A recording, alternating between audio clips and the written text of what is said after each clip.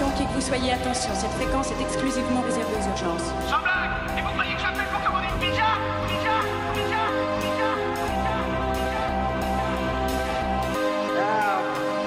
I'm a man. Well, nobody's perfect.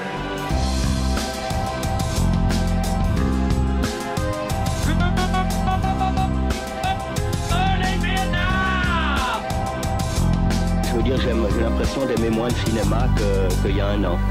Uniquement parce que j'ai fait un film et que ce film a plu et comme ça. Alors je souhaite que mon second déplaise énormément et que ça me donne envie de faire du cinéma de nouveau. D'accord, faisons comme ça. Ravi de t'avoir revu, l'ami.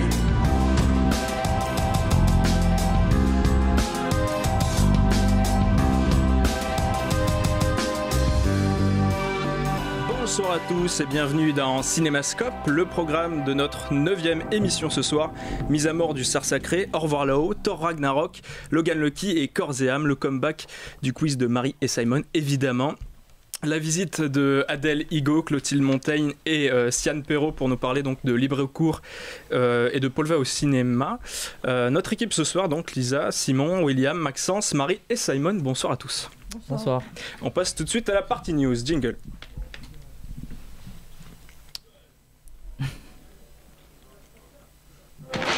Ron Burgundy.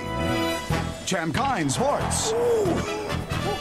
Notre technicien s'est bien repris, il est très fort, je le remercie.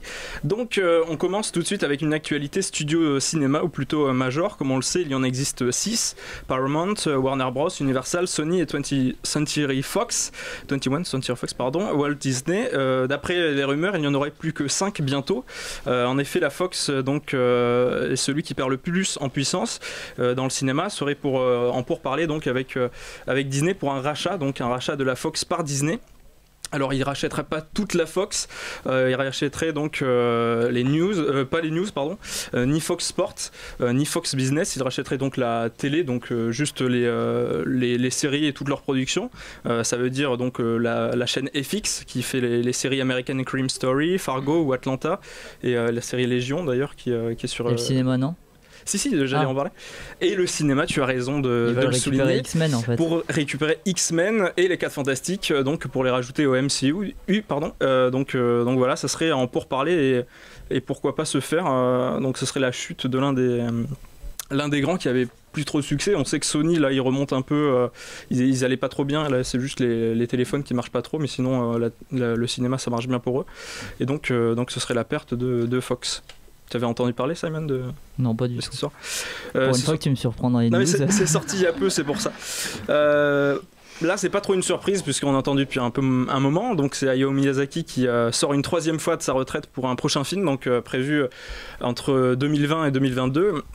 Alors on savait déjà qu'il avait été, il était sorti de sa retraite pour le court-métrage Boro la Chenille, donc qui n'est pas un dessin animé pour une fois, mais un film d'animation numérique donc qu'il avait réalisé pour le musée Ghibli donc au Japon. Cette fois c'est un long-métrage donc sur lequel Miyazaki travaille déjà puisqu'il a fait déjà 20 minutes de storyboard. C'est un film assez ambitieux adapté d'un roman des années 30 qui ressort avec du succès donc ce roman en ce moment puisque l'an dernier il avait été adapté en manga. Et donc là ça serait le retour aussi de Miyazaki un peu dans le fantastique avec ce côté assez spirituel apparemment de ce livre, et donc ce serait pas avant 2020-2022, donc un gros projet, espérons qu'il soit en forme jusque là. Du coup pas de réaction, pas d'appréhension peut-être. Je sais pas, moi je me demandais sur cette actu si parce que comme pour Boro la Chenille tu vois il va faire un animé. Là je sais pas du tout s'il va se remettre au dessin d'animation, donc j'aimerais bien savoir là-dessus ce qui va en devenir. Alors pour finir l'actu, on parle aussi des affaires comme chaque semaine. La semaine dernière. Je pensais que tu avais parlé de Disney, tu vois. Pourquoi ? J'aime bien parler des adaptations live de Disney, ouais, et là il y a eu le casting du Roi Lion. Mais ça c'est sorti il y a 3 semaines. Vous en parlez dans les quiz, c'est ça ? Non, c'est pour finir donc sur les affaires. Donc les affaires qui tombent depuis Harvey Weinstein évidemment. Là on a le Los Angeles Times qui avait annoncé que 6 femmes donc dont Olivia Munn et Tasha Henstridge donc accusent Brett Ratner de méconduite sexuelle. C'est assez bizarre comme terme dans l'article. Donc Ratner qui rejette les accusations. Il y a aussi donc l'affaire dont tout le monde a entendu parler, donc avec Kevin Spacey, puisque l'acteur Anthony Rapp a déclaré avoir été agressé sexuellement par Kevin Spacey. Les faits remonteraient à 86. Pendant le casting donc, de Star Trek Discovery. L'acteur avait 14 ans et Kevin Spacey 26, donc il a été viré de Netflix, de la série, et Netflix a mis fin à la série. Je sais pas s'ils vont faire... House of Cards, la série. T'as pas dit son nom, tu vois, tellement les connus. Ah oui, attends, oui, c'est vrai.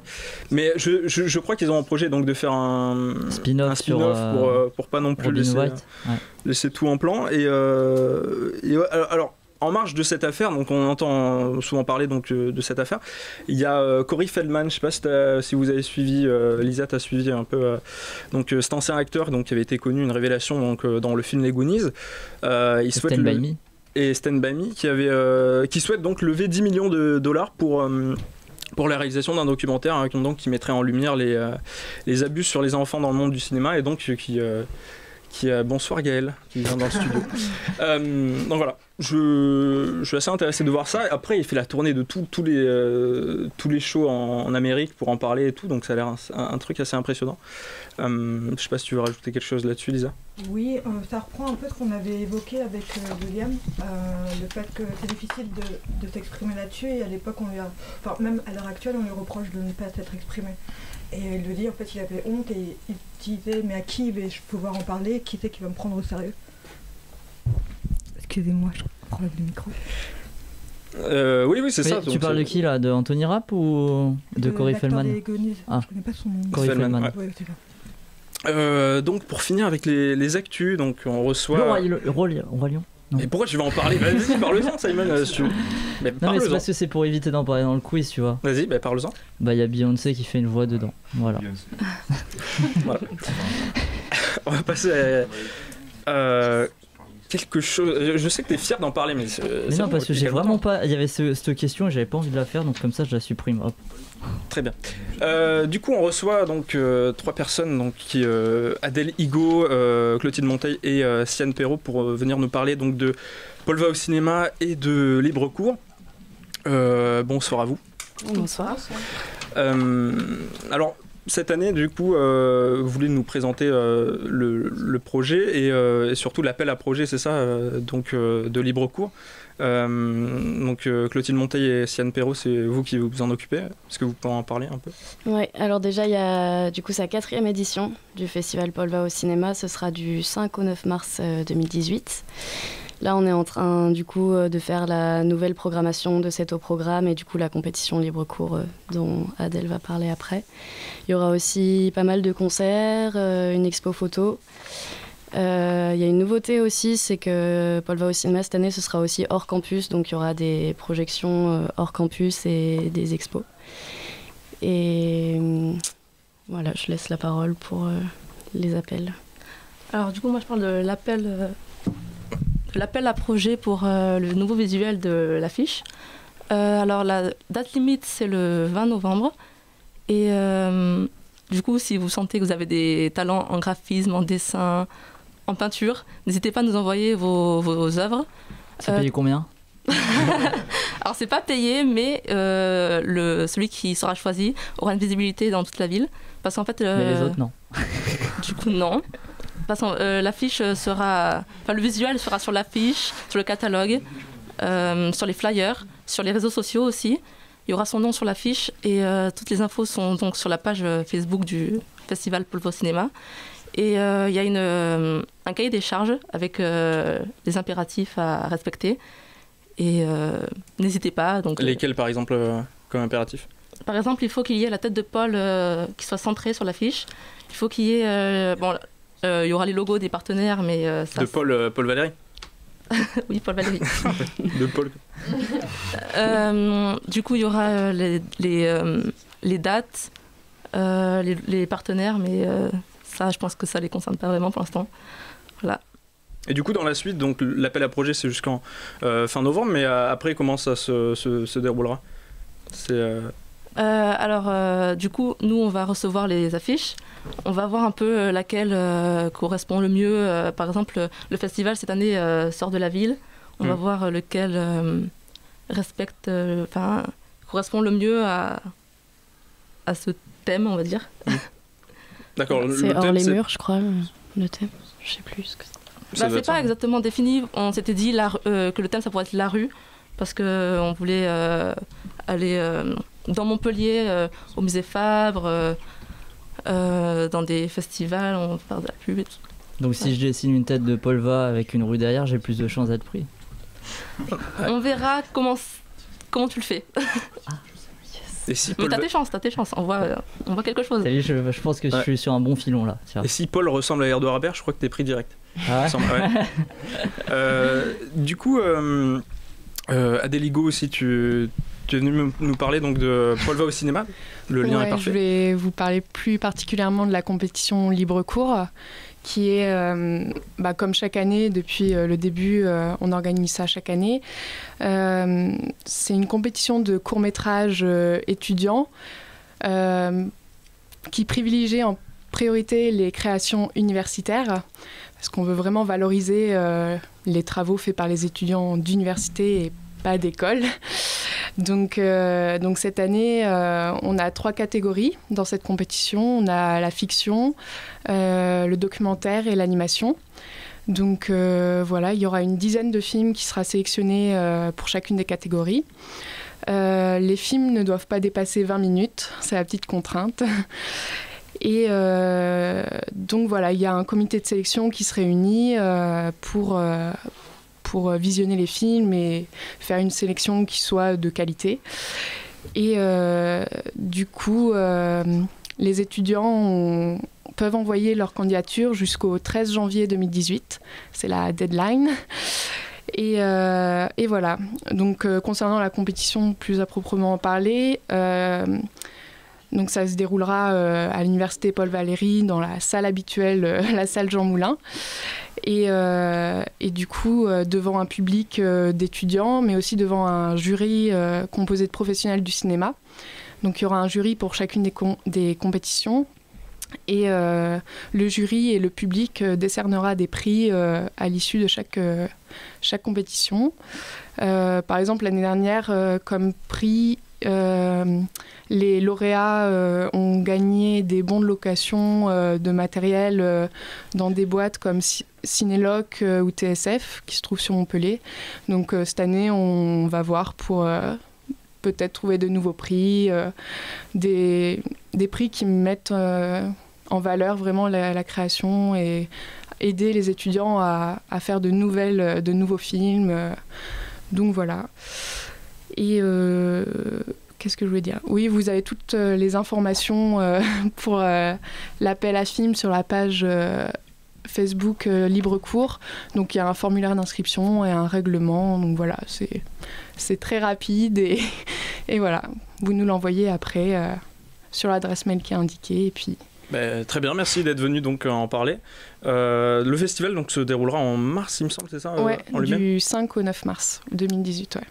Dans un petit moment quand même, mais n'hésitez pas. Donc merci donc Siane Perrault, Adèle Higo et Clotilde Monteil d'être venus en parler. Merci à vous. Merci de nous avoir accueillis. Pas de souci. Simon, toi aussi, tu voulais nous parler d'un petit festival. C'est l'heure de... Oh, c'est pas un festival là, non, mais c'est l'heure de remplir ses agendas en fait. Exactement. Ce week-end, du coup, il y en a qui l'ont déjà entendu beaucoup, je pense, autour de cette table. On organise avec d'autres étudiants un concours de films en 48 heures, du vendredi au dimanche. C'est comme le 48 heures officiel, sauf que le nôtre il est gratuit, c'est-à-dire qu'il faut réaliser, monter et écrire d'abord un film en 48 heures avec quelques contraintes. Donc si vous êtes intéressé, vous pouvez venir. On se donne rendez-vous vendredi à 19h au bâtiment D de la fac Paul Valéry. Et là-bas, on verra en fonction du nombre pour donner les contraintes de chacun. Et c'est jusqu'à dimanche où on rendra les films. Et lundi, on en fera une projection des films réalisés pendant ces 48 heures à la salle Jean Moulin à 19h. Tout se passe à la salle Jean Moulin en fait.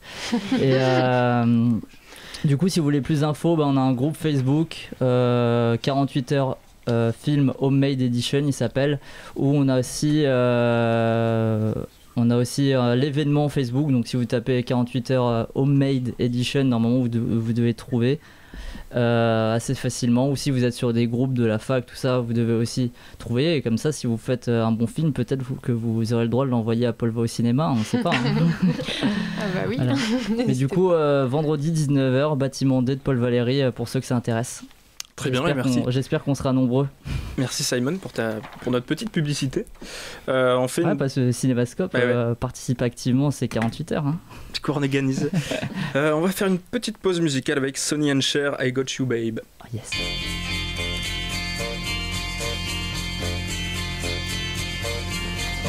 They say we're young and we don't know. We won't find out until we grow. Well, I don't know if all that's true, 'cause you got me, and baby, I got you. Babe, I got you, babe.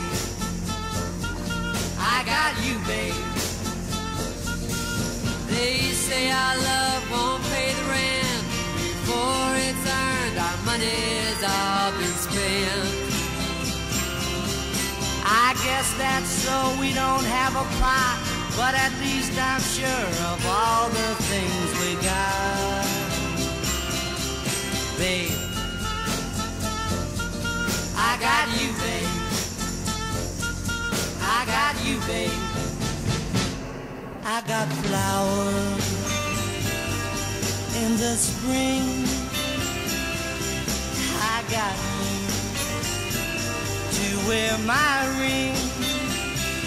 And when I'm sad, you're a clown.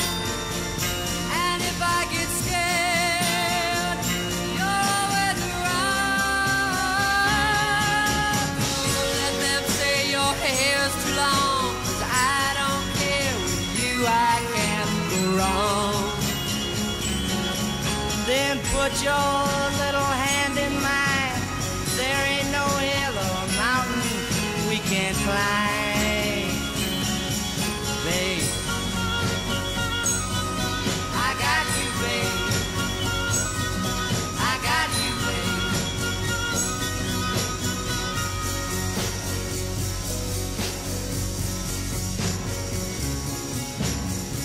I got you to hold my hand. I got you to understand. I got you to walk with me.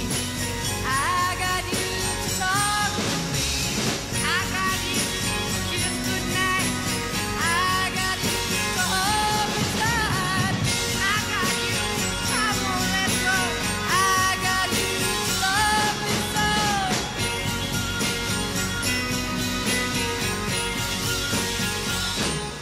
I got you, babe.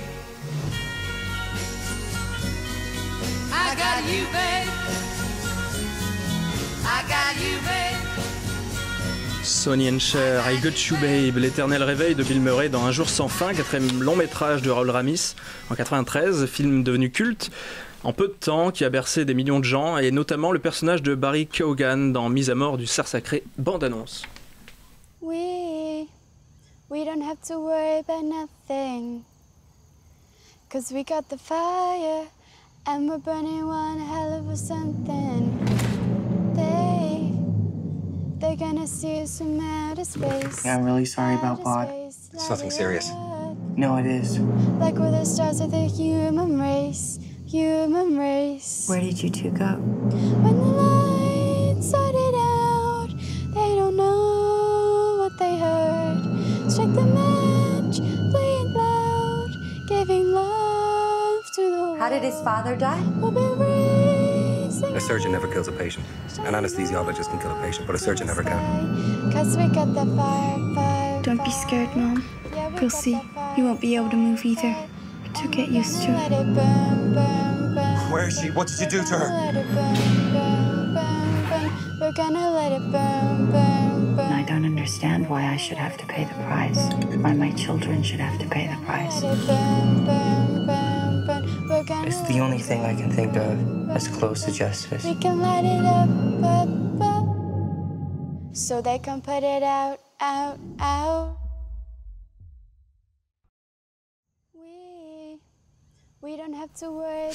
Mise à mort du cerf sacré de Yorgos Lanthimos, donc prix du scénario à Cannes. Steven, brillant chirurgien, est marié à Anna, ophtalmologue respectée. Ils vivent heureux avec leur enfant, Kim, 14 ans, et Bob, 12 ans. Depuis quelque temps, Steven a pris sous son aile Martin, un jeune garçon qui a perdu son père, mais ce dernier s'immisce progressivement au sein de la famille et devient plus en plus menaçant, jusqu'à conduire Steven à un impensable sacrifice. Du coup, un film avec Colin Farrell et Nicole Kidman. Barry Keoghan, donc, qui fait Martin, évidemment. Qui veut commencer ? Tout le monde se regarde, personne commence. Vas-y, William. Bon, du coup, c'est un film qu'on avait vu à Cannes. Et du coup, tu le places tout le temps, c'est ça ? C'est important de le rappeler. C'est important de se rappeler les bons moments. Toujours, il se la raconte. Et ouais. Moi aussi, hein. Pour lui. Voilà. Et du coup, c'était un super film. On était sorti avec. Enfin, moi personnellement, j'étais sorti avec. Il faut parler du film plutôt que les gens avec qui. Et du coup, au niveau de la réalisation, je trouvais ça vachement sympa, ce côté grave Kubrick au niveau des mouvements de caméra et des travelling. Enfin, c'était très Shining, les mouvements de caméra. Ouais. Super, je trouvais ça super sympa. Au niveau de la photographie, très glaçante aussi. Très blanc-gris, un petit peu cassé. Et puis l'histoire. T'avais vu son précédent ou pas ? Oui, The Lobster, ouais, j'avais vu The Lobster. Et j'ai autant aimé les deux. Je trouve que les deux sont aussi intéressants dans des styles totalement différents. Donc, pas même si c'est un peu des thrillers les deux. Mais non, celui-là, je trouvais grave sympa. L'histoire, donc c'est un thriller, donc forcément, moi, c'est un genre qui me parle beaucoup. Et puis même au niveau des acteurs, Nicole Kidman, super. Colin Farrell, super. Et le jeune aussi, qu'on voit dans Dunkerque, qui meurt, là, je sais plus comment il s'appelle. Barry Keoghan. Barry Keoghan, qui est vachement bien dedans. Et c'est vrai que j'ai du mal à me dire. Imagine un autre acteur dedans, enfin il a vraiment la gueule pour faire ce personnage. Il joue super bien quoi. Et puis il est jeune, il doit avoir 20 ans quoi à peine. Ouais. Ah non, c'était super, enfin le thriller, enfin bon sans vouloir trop spoiler, mais vers la fin, enfin c'est super bien joué. Et ouais, j'ai pas grand chose à dire de plus quoi. C'est vrai que Barry Keoghan il est vraiment impressionnant parce qu'il a un mélange de froideur et en même temps en fait il te dit des trucs avec une telle distance, des trucs très durs genre vos enfants vont mourir, mais il te le dit tranquillement et après il reprend sa vie. C'est surtout qu'en plus il a une méchanceté qu'on s'imagine pas du tout avec son physique. Ouais. Il a un visage d'ange totalement, enfin imberbe, très jeune, très pré-ado quoi. Pas d'ange hein. Il fait pas méchant quoi, et tout ce qu'il fait dans le film au final c'est pas du tout en accord avec sa personnalité je trouve quoi, c'est très très à contre-pied. Et ouais il joue vachement bien, enfin il est impressionnant dans le film je trouve.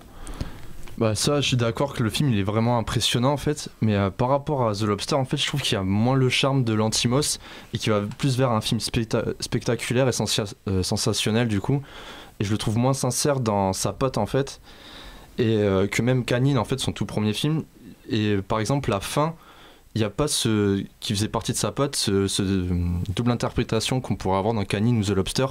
Là il n'y est pas du tout, même si la fin est quand même je trouve que la scène qui est marquante c'est quand Colin Farrell tourne sur lui-même, enfin voilà, sans spoiler, mais la fin au restaurant moi un peu tard.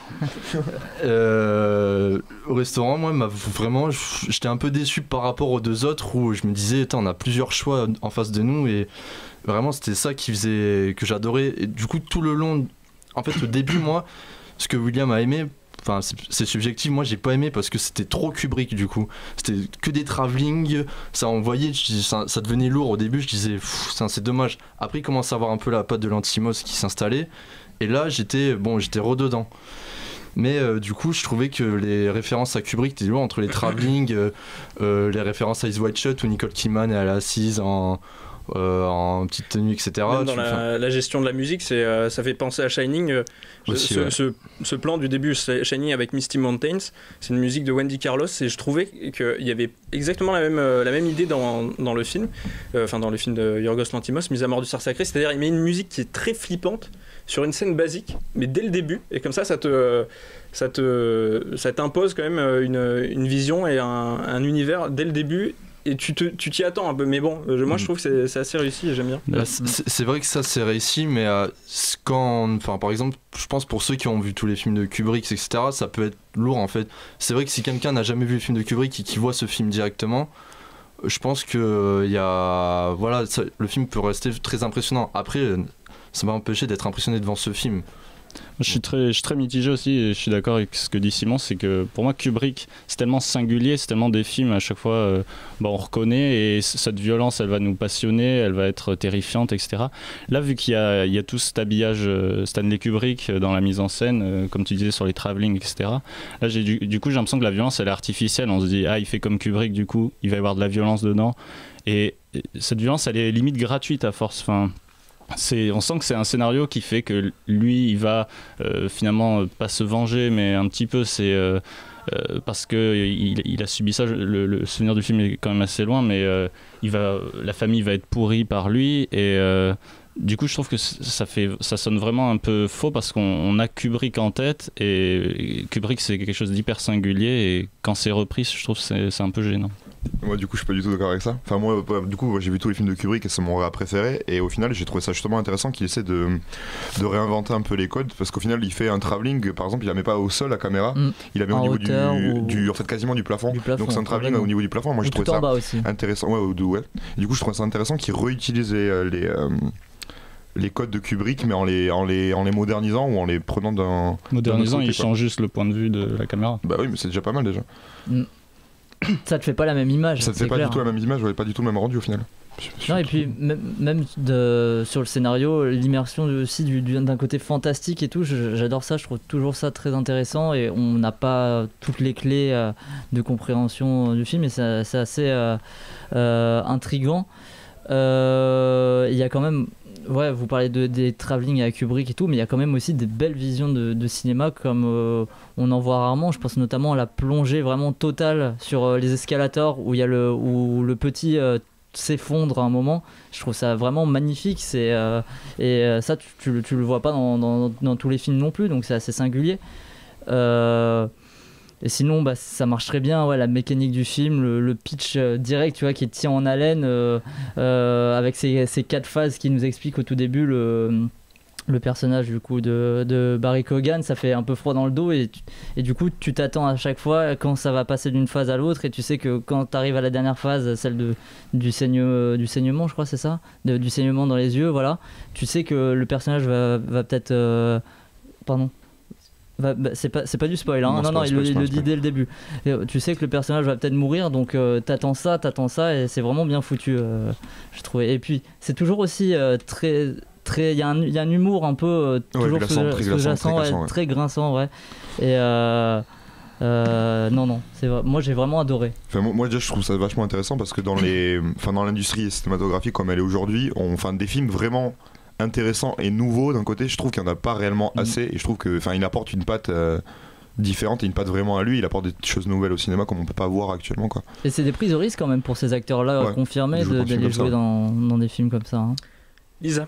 Alors du coup moi ce que j'ai aimé surtout c'est les thèmes, la magie, la sorcellerie, les mythes ancestraux, Iphigénie, le symbole aussi de l'éternel cycle, son travail sur la mort jusqu'à de la Renaissance, la figure de l'enfant, le roi des gibiers, le gibier des rois à la fois, et la posture du père qui est aussi comme un ours, et à la fois il incarne le cerf qui est la force de la nature, une tragédie antique, et puis tout ça nous renvoie aussi à la tragédie du pays grec, puisque le réalisateur est grec, et il a un traitement dans ce film sur la situation catastrophique qui se passe en Grèce, et j'ai trouvé que c'était très subtil à mener, sont très intelligentes. C'est vrai que ça fait un peu tragédie grecque, dans le sens où personne peut éviter la mort de l'autre, en fait.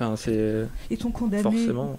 Ils sont condamnés, et après au niveau vous avez beaucoup parlé d'esthétique, de la mise en scène, je vous rejoins. Bon, les travelling, je suis mitigée, parce que j'ai trouvé qu'il y en avait peut-être un peu trop, et à la fois, comme l'a relevé Simon, il y en a eu des vertigineux, des très très beaux, notamment la scène où Bob s'effondre, et en fait il y a cette distanciation que nous avons. On voudrait le secourir, ou au moins vérifier, parce que je me disais, mais quand même sa mère, je ne sais plus comment elle s'appelle, sa mère. Quelqu'un pouvait m'aider? Anna. Merci beaucoup. Et je me disais, mais elle n'a pas l'air d'avoir une très grande réaction, parce que c'est une famille très robotisée, et puis plus la narration évolue, et plus on a l'impression qu'il se laisse envahir par une certaine chaleur, une certaine intensité, jusqu'aux choix finaux. Mais t'as totalement raison sur le fait quand tu dis que la famille est robotisée, parce que dans les films qu'il a fait avant, donc The Lobster, pareil, c'est une société totalement robotisée aussi, des personnages qui ont limite des sensations qui sont pas humaines. Et dans le premier aussi, Canine, qu'a parlé Simon tout à l'heure, c'est limite la clé du film, c'est vivre dans un monde totalement différent du nôtre, avec des humains en fait qui réagissent Moi, je trouve avec des grosses différences. Il apporte plus qu'un Kubrick, parce que sur des plans par exemple, tu vois qu'il distord un peu le... Non mais j'adore Kubrick, mais il fait quelque chose de différent, je veux dire. Tu commences sur une insulte un peu. Non mais mais après. Non, ce que je veux dire c'est qu'il fait différemment. Je dis pas qu'il apporte un truc au style de Kubrick, c'est qu'il apporte un style aussi. Moi c'était mon premier Yorgos Lanthimos. Il y a des travelling par exemple, ils m'ont fait penser un peu à ce que fait Terrence Malick, tu vois, le truc quand ils sont dehors et qu'ils promènent le chien. T'as un travelling un peu circulaire qui suit la fille au ralenti. Ça apporte pas mal de poésie, c'est pas mal. Et puis voilà, j'ai trouvé que dans l'écriture, il y avait aussi ces côtés tragédie grecque. En plus, t'as la famille qui s'appelle Murphy, loi de Murphy. Ça peut forcément se finir mal. T'as ce côté-là et tu l'attends tout le film. Et moi, j'ai beaucoup aimé ce côté-là. Dernier mot. Oui, j'ai aussi aimé l'idée évoquée dans ce film, qui est à savoir que nous sommes tous redevables d'un tout. Alors le tout, qu'est-ce que c'est ? A priori, on n'a pas toutes les réponses, mais voilà, que nous sommes de simples locataires de cette planète, et en quelque sorte, que nous louons, et on doit la rendre à tout prix, cette location. Marie, ton avis sur le film pour clore le sujet ? C'était bien. Moi, j'aime pas Kubrick. Et pourtant j'ai bien aimé celui-là, donc ça va pas être tout à fait pareil quand même. Ouais, je suis désolée, mais les gars. Je trouvais le scénario très original, l'idée pas mal, c'est un bon thriller. Il n'y a pas d'échappatoire dans l'histoire, donc je trouve ça c'est très enfermant, c'est très. Le casting est très bon, Nicole Kidman elle est glaciale, Barry Keoghan il fait extrêmement peur, il est très effrayant. Donc tout ça c'est bien mené. Après je l'ai trouvé un peu long sur la fin, et en plus petit bémol pour l'affiche qui est très belle, qui n'apparaît absolument pas dans le film, donc c'est vrai que c'est un légère déception là-dessus, voilà. D'accord, bon on passe donc à notre deuxième film de la soirée. Au revoir là-haut. Pour avoir déclenché la guerre, pour avoir aimé la faire, pour en avoir profité. Je ne veux pas être éclaboussé par vos combines. Parle d'affaires, pas de vertu. Vous êtes tous condamnés à mort. Regardez! Ta famille, ça fait 4 ans qu'ils t'attendent. Ton père, il sera content que tu rentres de la guerre, même avec le visage un peu esquinté. Et maintenant que la guerre est finie, tu vas disparaître. Il ne reste rien de lui. Si.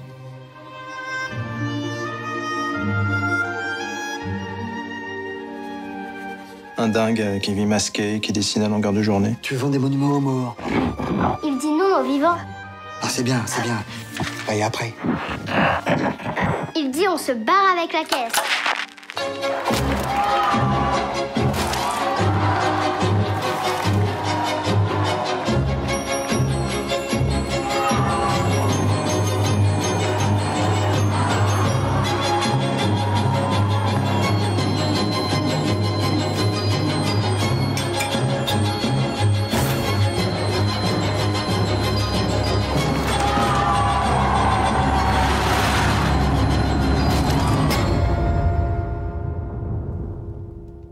Dans quelle branche êtes-vous?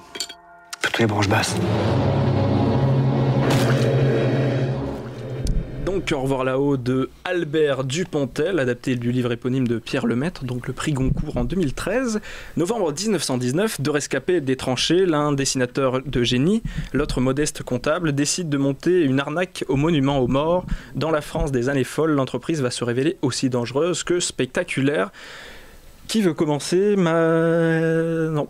Mais qui veut commencer? Je commence alors, parce que Marie veut pas commencer. Un jour, faudra commencer, Marie. Ouais. Moi, j'attendais un peu ce film, tu vois, comme la nouvelle grande épopée du cinéma français. Et finalement, j'en suis ressorti un peu déçu, même si j'ai apprécié certains aspects. J'ai trouvé, j'étais pas complètement emporté en fait, même si les acteurs sont pas mal. Laurent Lafitte en tête. Bon, après Dupontel joue Dupontel, mais bon. Ça change pas d'habitude. La figuration, les décors, il y a une grandeur quand même. Il y a une tentative de vouloir faire de belles choses. Le problème, c'est que je trouve que dans la bande-annonce, il promettait beaucoup plus. Il y avait encore plus de prise de risque, j'ai l'impression, alors que finalement tout est résumé dans la bande-annonce. En fait, le problème du film, c'est que il se voit trop beau, je pense, alors qu'il l'est pas.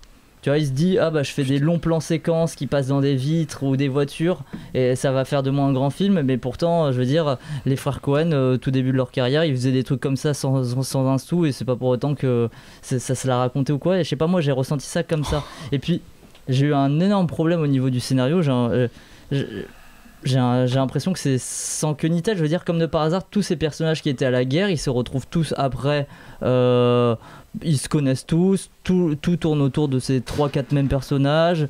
Laurent Lafitte, je comprends pas comment il en est arrivé là, parce qu'il est colonel ou je sais plus trop quoi, lieutenant pendant la guerre, et après en fait il s'occupe des cimetières. Mais oui, ça aussi, mais au début, il manque quelque chose, j'ai l'impression. Au début, je me suis posé la question parce que tu m'en avais parlé. Mais après, je me suis dit, ça explique quelque chose du début, c'est pourquoi il déteste le frère. C'est parce qu'il est marié à la sœur. Tu vois ce que je veux dire ? Le frère qui dessine, là, j'ai oublié tout son nom, là. Péricourt, Édouard Péricourt, oui. Ouais. Édouard Péricourt. Gaël, arrête, dans le fond.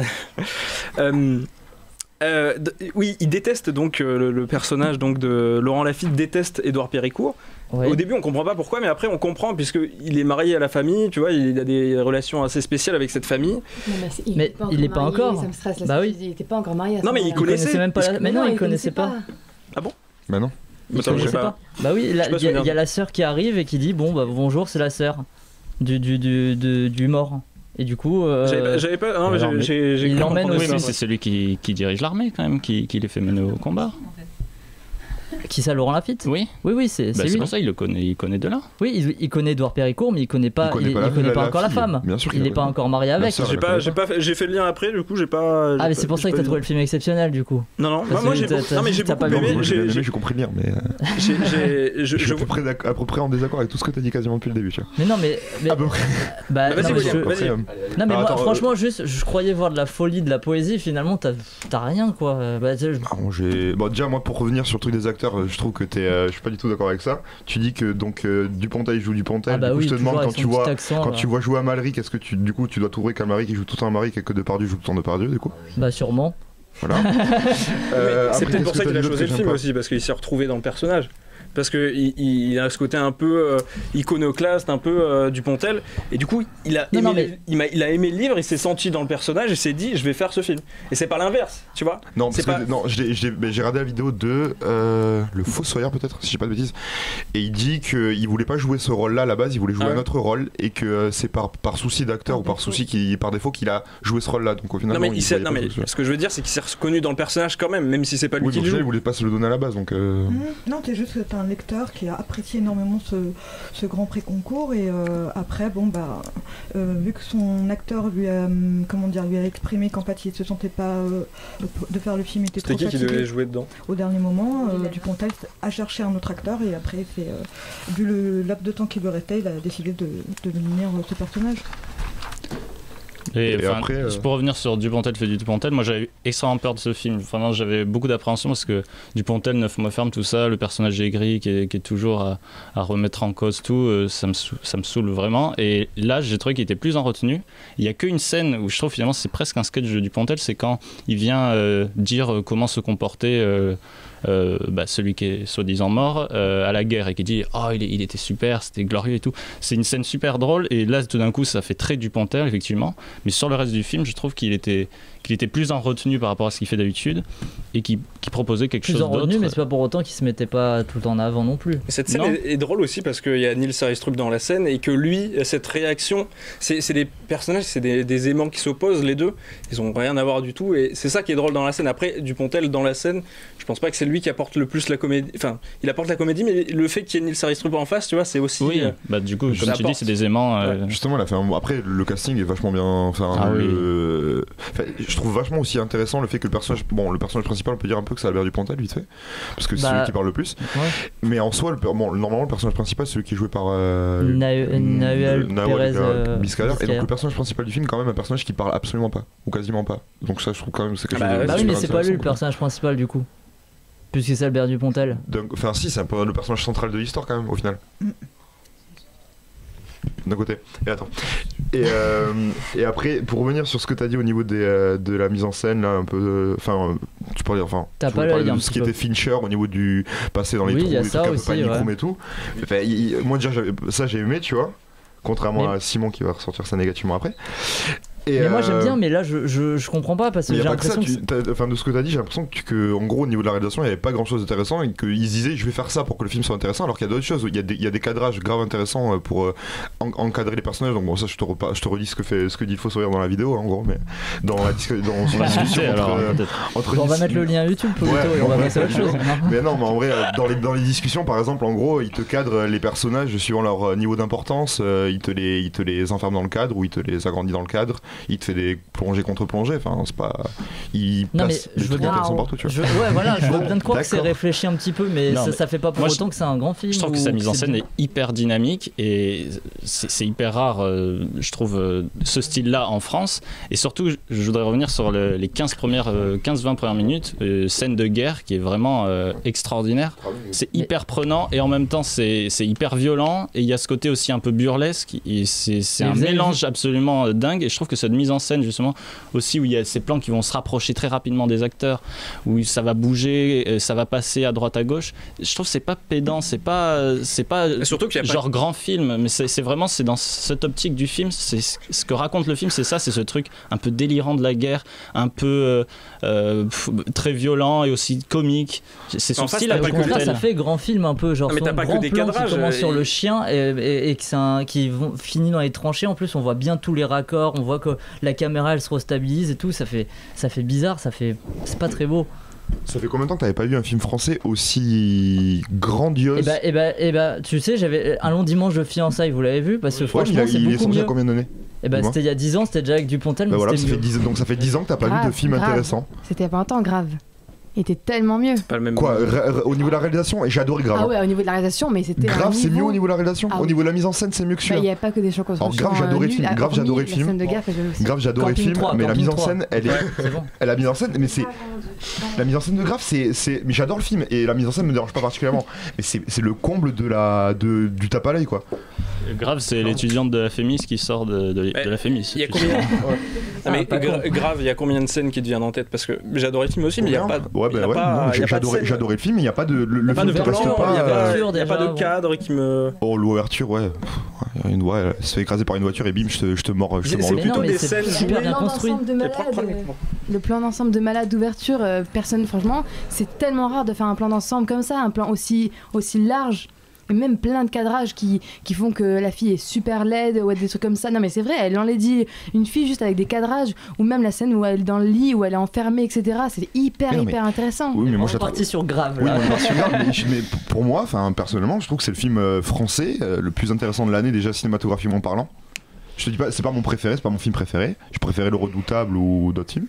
Mais cinématographiquement parlant, sur un ensemble, je trouve que c'est plus intéressant. Et depuis longtemps, tu me sors un film, Non, Dimanche de fiançailles, il a 10 ans le film quand même. C'est bien le problème. Là, je pensais vraiment que ça allait envoyer du bois et tout, et finalement, ça non. envoie du bois. Puis, bon, anecdote, ce que j'ai bien aimé aussi, c'est anecdote un peu personnelle, tu vois. Je l'ai fait voir à mes parents qui sont pas du tout cinéphiles. Le film, ils l'ont trouvé grave touchant, grave appréciable, et c'est un. Grave appréciable. Tu vois grave appréciable. Tu vois que le film te suit. Non, mais il fait la part belle à un film qui peut plaire à justement des cinéphiles et à la fois à un public. Avec une mise en scène de téléfilm par moment, hein Gaël? Oh là là là là là là, mais alors elle devait revenir à une mise en scène de téléfilm parfois. Les séquences avec Mélanie Thierry là, avec le grillage et tout, téléfilm M6 de 4h à 4h de l'après-midi quoi. Du coup moi j'ai eu l'honneur de le voir l'année dernière en présence de Albert Dupontel et voilà, Au revoir là-haut pour moi. Tu lui passes mes amitiés la prochaine fois hein. Je ne manquerai pas, surtout notre mariage. Donc Au revoir là-haut c'est du drame, de la comédie et en intense feu d'artifice. J'ai été vraiment je suis une adepte, plus que ça une disciple de Dupontel, que ce soit l'homme, de ce qu'il en dégage dans ses interviews, dans sa façon de travailler, avec qui il s'entoure. Tu es amoureuse quoi, on l'a compris. Ah non, voilà. Et j'avais pas peur, j'avais pas d'appréhension, je lui fais confiance, mais c'est vrai que qu'est-ce qui va se passer puisque c'est un monsieur qui a comment dire, qui a été souvent rejeté. Et là, est-ce qu'il va faire du cinéma dans du grand cinéma? Donc oui, pour moi c'est du très grand cinéma. Il a pas réussi un pari, il n'y avait pas un pari avec lui, mais voilà, il l'a fait, il le fait. C'est un film techniquement surprenant, intéressant. Peut-être que pour certains ça va sembler prétentieux, et pour d'autres, moi j'ai trouvé ça beau. C'est un homme qui prend du plaisir, qui fait une adaptation, et c'est très très dur de faire des adaptations, surtout que c'est un prix concours, comme on l'avait souligné tout au début. Et en fait, il a su inventer, rajouter des scènes, en enlever, sans nuire, sans salir, et en fait il a juste réussi à... Et le problème, pour y a des la critique qu'on peut faire au film, c'est que je pense qu'il a trop aimé le livre, il a voulu trop en faire. Du coup, il est trop généreux, il veut mettre des petites scènes, tu vois, la scène avec Kian Kojandi, enfin la scène un peu humoristique. Oh non, mais avec sa femme là. Avec la femme de Kian Kojandi. Ça arrive comme ça. Ça arrive comme ça. Tu sens que dans le livre, c'était plus important ou mieux mis. Vous avez lu le livre? Non, mais on le sent en fait.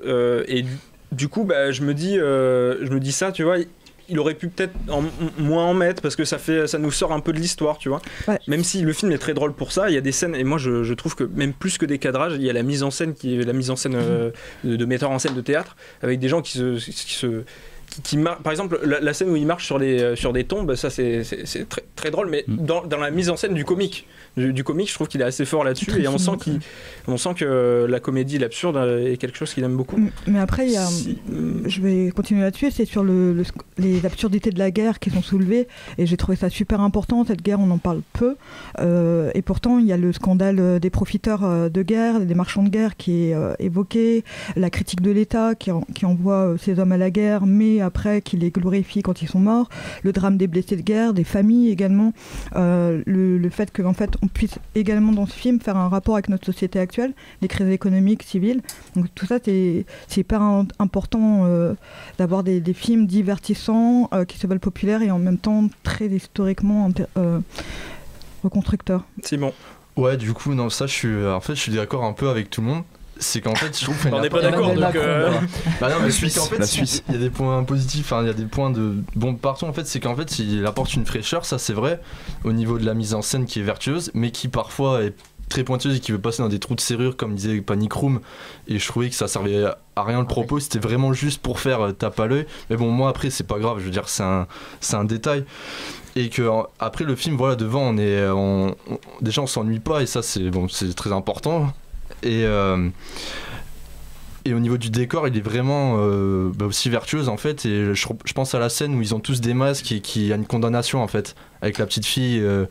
Et vraiment, c'est une scène vraiment prenante. Et il y a beaucoup de scènes prenantes comme ça. Alors ça, tu vois, c'est une grosse déception pour moi. Dans la bande-annonce, tu t'attends à une grande scène et tout, et finalement, c'est 10 secondes et il se passe pas grand-chose. Ah, mais ça, en fait, je suis d'accord. Après, c'est la bande-annonce, tu peux pas critiquer le film. Alors, ouais, mais comment ça se fait que la bande-annonce est meilleure que le film, limite Pour toi. Mais par rapport à quelle scène là? C'est quoi le 10 la scène, j'ai pas compris.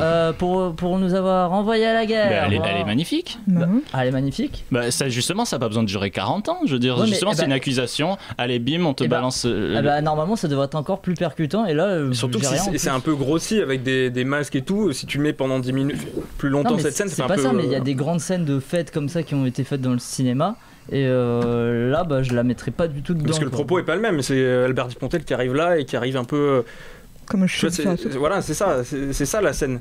Lui, le propos qu'il met dans le film, c'est pas que la fête et que ça, c'est lui qui arrive au un moment pour voilà. Moi, qui veut clore sur le film? Je vais juste dire les soucis du film. Enfin, pour moi, c'est vrai que c'est les relations entre elles. Par exemple, la relation entre Albert Dupontel et Mélanie Thierry, elle est vraiment plus là pour faire une petite romance, j'ai l'impression, et que peut-être dans le livre, je l'ai pas lu, du coup je peux pas dire, qui est doit être plus approfondi. Et ensuite aussi la petite fille qui toujours avec Edouard, on comprend pas on comprend juste qu'elle redonne le sourire à Edouard, et c'est tout. Et après il y a le final en fait, je vais pas spoiler, mais, mais comment il finit, on pensait que ça allait être résolu, on se dit bon, il va s'entendre avec son père, et en fait on comprend pas trop sa réaction, et qu'il était plus là pour faire t'as regardé comme c'est beau avec le masque de l'oiseau, etc. Et voilà. Cette scène n'avait pas dans le livre, justement. La scène de fin, il l'a changée. Et vous avez l'air de pas trop comprendre la scène de fin, mais c'est quand même un personnage qui est très faible, torturé, très faible mentalement parlant et psychologiquement parlant. Enfin, c'est un dépressif mais son objectif chronique. c'était de résoudre son truc avec son père et là ça a été résolu. Gratuit, mais justement c'est là justement la force c'est justement ça la force du truc, c'est qu'il a résolu la relation avec son père et qu'il part sur ça. J'ai résolu ça, je pars sur ça, tu vois. C'est comme un mec qui fait du stand-up et qui fait allez c'est tout pour moi l'année prochaine. Non, un peu comme la mort de Roméo ou dans Roméo et Juliette, dans Une grande histoire d'amour, tu meurs pour la mort, tu vois. Tu meurs pour la belle relation. Je pense aussi que c'est le nouveau personnage qu'il a eu avec ses masques qui meurt quand il se jette du balcon. Il y avait aussi son corps qui mourait, mais bon, du coup. Oui, non, mais ce qu'il veut dire, c'est qu'il renaît avec ses masques. Oui, voilà, il perd cet avatar qui s'est fabriqué pendant ces années où son père il le pensait mort. Il y a beaucoup de débats, mais on va passer donc à notre troisième film. J'ai bien aimé quand même ce film. Thor Ragnarok de Taika Waititi.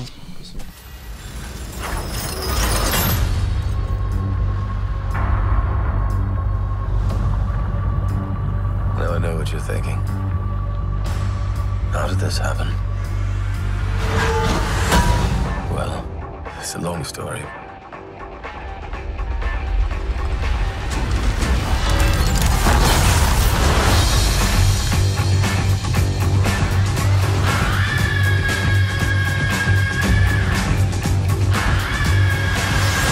Asgard is dead.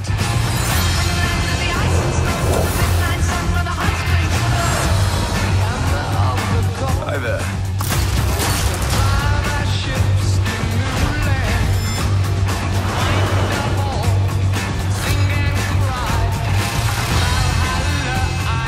What have you brought today? Tell me.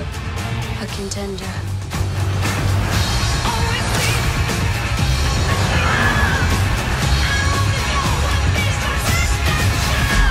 It's main event time.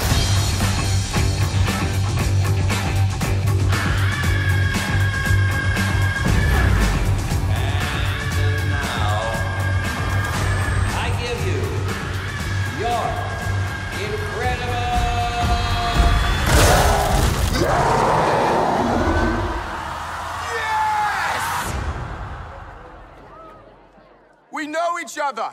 He's a friend from work. Oh, come on.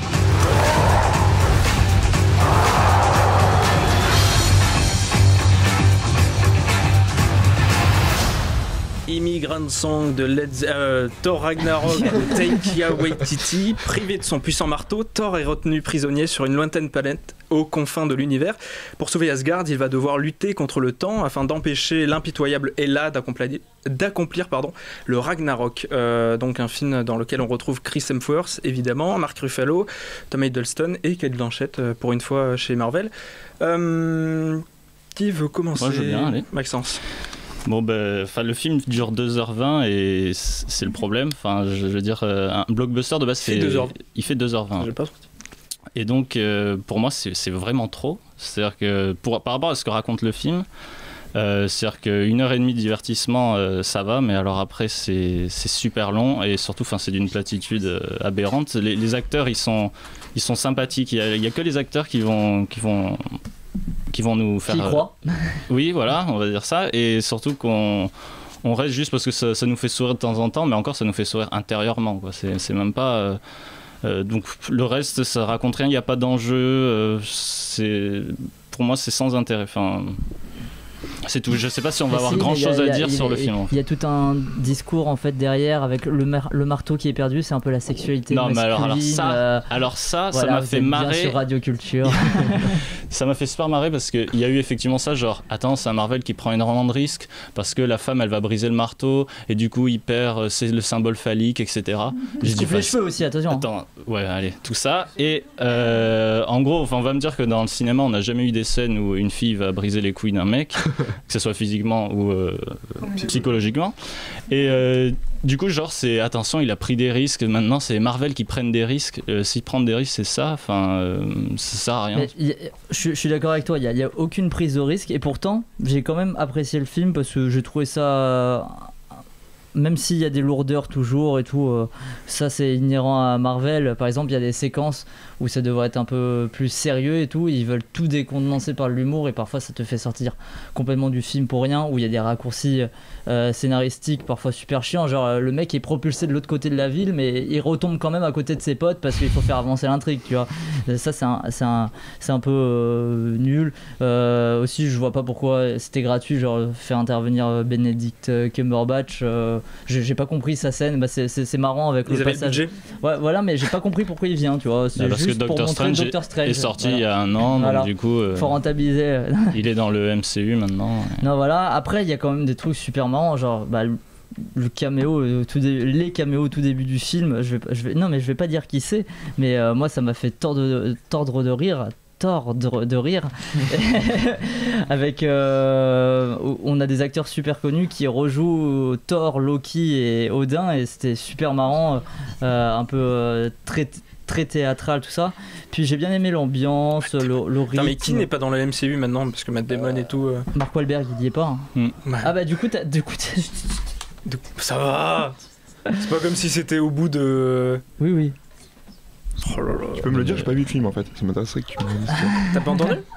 Non. Bon bah c'est pas grave alors. Tu réécouteras l'émission. Ouais. Sur Mixcloud. Ou sur YouTube, évidemment. Pour moi, le problème aussi, c'est que du coup, on est passé en mode Marvel et passé en mode comédie, quoi. Et du coup, pour moi, c'est ouais, mais comme au moins si... c'est assumé maintenant, tu vois. Ouais, mais... Alors qu'avant, je le sentais pas trop. Là, je sens qu'ils se disent, ok, c'est bon, on a compris. Et parce qu'au début, ils avaient un peu genre, on va faire sérieux, il y a quand même une histoire et tout. Puis maintenant, ils se disent qu'est-ce qu'il reste à raconter? Alors, on va se marrer, on va assumer notre connerie. Tu vois, on va se dire, putain, c'est quand même aberrant ce qu'on raconte. C'est pas ça. Moi, je pense que c'est depuis qu'il y a le DC Universe qui est arrivé, qui eux veulent être super sérieux et tout. Et changer de ils ont pris ce côté-là du super-héros, tu vois. Donc Marvel à côté se dit bon bah on va aller à fond dans le côté des connards et du coup. Ouais, mais ce qui est marrant, c'est que DC Universe, eux aussi maintenant ils essayent de mettre de l'humour parce qu'ils se disent avec Marvel ça marche, du coup on va avoir plus d'entrées comme ça, donc c'est complètement con, mais bon. Ouais, mais du coup on parle vraiment que de marketing là. Ah oui, mais de toute façon c'est des films comme ça, bien sûr. C'est des films faits comme ça. Mais c'est dommage. T'as la même recette qui est toujours réappliquée, c'est les mêmes types, que tu changes de gars pour écrire le scénario, pour réaliser, ça sera toujours pareil de toute façon. Mais bon. Là j'ai l'impression que ça ne touche même pas l'être humain. Ce film ne nous parle pas à nous. Je ne vois pas ça qui se a passe été sur une autre planète, c'est mais pour exactement, ça, hein. Mais alors moi tout le film j'en ai rien à foutre, il n'y a pas d'enjeu, je m'en fous. Le truc de la virilité quand même, je trouve que c'est ultra important, surtout que Thor, les deux premiers c'était vraiment le super héros, l'Avengers viril, on peut pas toucher à sa masculinité, c'était un dieu, et là il se fait démonter par des filles, par des femmes, mais bon, enfin le traumatisme. Les femmes, pardon. Non mais c'est pas ça, mais je trouve que c'est parce que dans l'image du super héros, l'homme ne se fait jamais battre et tout, et je trouve ça super bien qu'en plus Cate Blanchett, c'est un personnage qui est presque invincible en fait, et c'est même pas lui au final qui le tue, et avec le truc avec le marteau aussi, bah non mais tant pis. Ouais, mais bon, encore une fois je trouve que Asgard qui oui bon, ça voilà. C'était intéressant.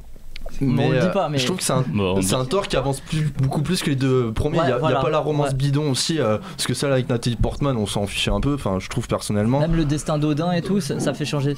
Ouais, voilà, je trouve que c'est un Marvel qui fait avancer. Du coup, il prend des risques dans ce sens-là, parce que il faut pas oublier que les réalisateurs, c'est des mecs qui viennent des films indépendants et qui sont grave bloqués dans leur production. Ils essayent quand même d'essayer de mettre leurs pattes. Et je connais pas les films de ce réalisateur, mais j'ai vu que c'est un réalisateur assez fun, et on le sent, je trouve, dans ce film qui a un côté très fun, très coloré, notamment avec la ville qui est dans un autre monde parallèle là, toute la ville ultra colorée. Enfin, oui. Après c'est toujours les mêmes couleurs que dans tous les Marvel. C'est pas très folichon, hein, Marvel, faut pas croire. Non. Ça fait parfois toc. J'ai trouvé au contraire celui-là, il faisait un peu moins toc que les autres, parce que Galaxy 2 c'était vraiment kitsch à mort, mais non, je sais pas. Après c'est pas un grand film, mais par rapport aux mais autres t'en parlais depuis longtemps quand même. C'est vrai qu'on c'est vrai, hein, t'es dingue. On dirait pas, c'est parce que t'as la rage de pas pouvoir parler, c'est ça? Tu l'as vu? Tu l'as vu? Non. Bah, mais voilà, le c'est problème, ça. non mais vraiment le problème c'est que maintenant c'est 2h20 juste un Bah divertissement oui, comme dès que ça. j'ai vu, Non, la 2h10. Bon 2h10. Allez, 10 si minutes tu de veux. générique, Allez. donc 2 heures. Bah non, je pense que c'est 2h20, 10 minutes de générique, 2h10. Mais avant c'était 2 heures et ça voulait dire bon voilà, divertissant, 2 heures, il y a peut-être une demi-heure en trop, mais on supporte quoi, tu vois. Mais pour moi 2h20 ça veut quand même dire qu'ils ont rajouté, je sais pas, limite ils ont une audace, ils ont fait 4e acte avec un truc de dingue, je ne sais quoi. Et bah 2h20 pour ça, pour un truc qui 1h30 ça suffit, je veux dire la partie avec Jeff Goldblum dans l'arène ça suffit, enfin il n'y a pas plus à aller derrière, enfin. Ils ont voulu se la jouer un peu Gladiator en fait. Marie. Oula. Et bah, moi, j'aime Marvel. Moi, ça me fait toujours plaisir d'aller voir un Marvel au cinéma. Je me divertis toujours devant un Marvel. Thor, beaucoup moins parce que les premiers m'avaient ennuyé pour le coup. Mais le 3, j'ai apprécié. Ça m'a fait rire. Pour moi, c'est peut-être principal. Et oui, effectivement, il n'y a pas de prise de risque. Mais c'est quand même assez courageux. Je trouve qu'il. En fait, j'avais lu une interview de Taika Waititi et Chris Hemsworth qui disaient qu'ils en avaient marre du personnage de Marvel et qui voulaient le déconstruire. Alors, moi, je trouve que c'est. Qu'est-ce qu'il y a, Simon? C'est marketing. Je suis désolée, j'ai ton micro. Vas-y. Non, mais Taika Waititi, arrête de croire qu'il avait envie de faire quelque chose. Je sais pas, c'est marketing. Mais t'arrêtes un petit peu, t'as rien fait le pauvre. C'est pour ceux qui aiment bien lire les comics, dire regardez, on a un peu touché à Thor, vous allez apprécier, on vous l'a rendu comme vous vouliez un peu plus, mais sinon. Mais du coup, le film là est plus intéressant que les deux premiers. Donc au final, c'est une bonne chose. Donc de toute manière. Donc c'est de la merde, mais moi c'est de la merde. Donc c'est déjà bien. Parce que c'est un peu et moi je de trouve pas que c'est de la merde à la base, mais je le trouve plus divertissant le troisième que les deux premiers. Après, il faut le mettre à son stade, c'est un film popcorn et voilà, mais c'est pour ça que moi j'ai bien aimé. Il y a des films popcorn qui sont quand même de meilleure facture. Je suis d'accord, mais. Parce que là pour moi c'est vraiment. C'est pas une catastrophe. Ça se voit même pas au ciné, enfin je sais pas. Non, oui, non, c'est pas une catastrophe, je suis d'accord. Je trouvais bien, enfin. Moi je trouve c'est un bon divertissement et moi ça me faisait plaisir de le voir, voilà. Pareil. Voilà. Moi je l'ai pas vu. Je vais faire mon chieur. Alors j'en ai, comme il a dit tout à l'heure Maxence, j'en ai ras le cul là, des films qui servent à rien là, 2 heures juste pour faire rire les gens, c'est tout le temps pareil. Ça sert à rien. Genre on va te mettre les Gardiens de la Galaxie, on va te mettre une BO, alors ça parle de rien, on va te mettre juste une BO sympa, on va te mettre des chansons que t'aimes bien, tu vas mettre un petit peu d'Elton John et puis un petit peu de trucs comme ça.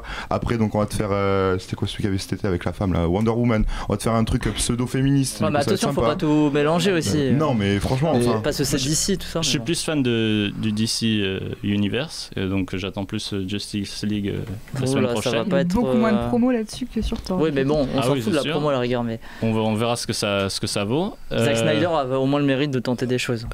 Après, William, n'oublie pas que les gros blockbusters donnent de l'argent aussi à des films plus indépendants. William, tu vois, du coup, ils sont mais ça c'est encore le beau parcours du circuit hollywoodien qui inonde les petits films après. Ce qui est vrai. Mais après, je pense qu'il y a des films quand même. Enfin, il faut qu'ils existent en fait, tu vois. Après, je dis pas que c'est ça artistiquement. Socio-économie cinématographique. Je pense qu'il y a des films de meilleure facture et qui font effectivement rentrer des recettes. Mais après, je reviens sur ce que dit William, sur les trucs de playlist, etc. Tu as aimé un film qui s'appelle Kingsman 2 et qui pourtant est bourré de scènes d'action où on va te mettre une musique pop qui déchire. Il y avait Elton John en plus. Et ça pour moi c'est hyper agaçant. Et au moins dans Thor, il y a effectivement au début et à la fin une séquence où on te met donc la musique qu'on a entendue dans la bande-annonce qui va rythmer les scènes de combat. Immigrant Song. Led Zeppelin. C'est Led Zeppelin. Led Zeppelin, Ah, oui, ok. Maxence. Pardon, excusez-moi. Pas Frank Sinatra. Et donc du coup, non, pas comme dans Blade Runner justement, il y a Frank Sinatra. Et donc du coup voilà, Kingsman 2 qui est rempli de très bien, j'en ai un petit peu ras le cul d'aller au cinéma chaque semaine, de voir les sorties, d'avoir un film de super-héros chaque semaine. De toute façon. Ben non, j'irai pas. J'irai pas. Tu critiques ma programmation, c'est ça? De quoi? De cinéma.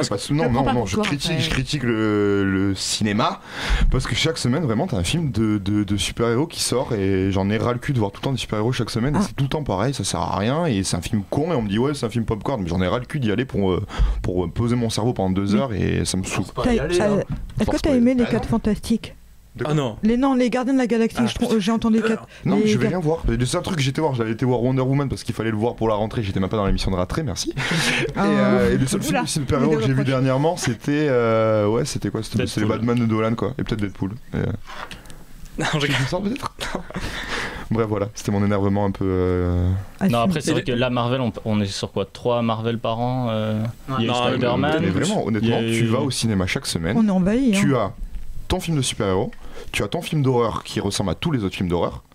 Ta Tu as ta comédie comédie française. française. Mais parce qu'il y a un public, enfin, c'est Oui, c'est- tout le monde c'est- va c'est le avoir côté les marketing. Mais oui, mais, C'est Ça, parce c'est que, moi j'ai il rien faut- contre qu'il y ait il y a un public. que je sais pas qu'il y ait un Spider-Man, qu'il y ait un Thor ou quoi que ce soit, parce que finalement oui il y a un public et comme S'il y on a que dit, ça, ok, mais ça finance quelque part le cinéma qui vont donner d'autres films, je veux dire. Mais effectivement, c'est hyper lassant de voir des programmations où on va te dire jusqu'en 2024, tu as Oui. 4 films par an qui vont élargir le spin-off, le préquel, le sequel et compagnie. Ça par contre, Plus c'est les séries, plus les Voilà. trucs. C'est comme les Star jeux. Wars, c'est en train Là, je trouve qu'on est en d'être train de faire abondant. du nivelle bas vers le bas, tu vois. Là, parce qu'on leur ok, il y a un public pour les films de super-héros, tu vois, mais on ne propose pas assez de diversité, de choses assez différentes. Je pense que si, il y a certains films. Je pense pas.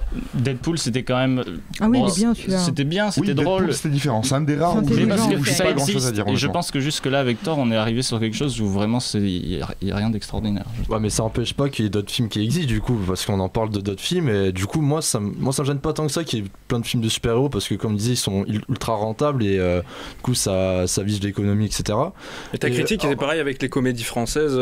Oui, ça Mais se il y voit. en a même plus, hein, des comédies à la con françaises.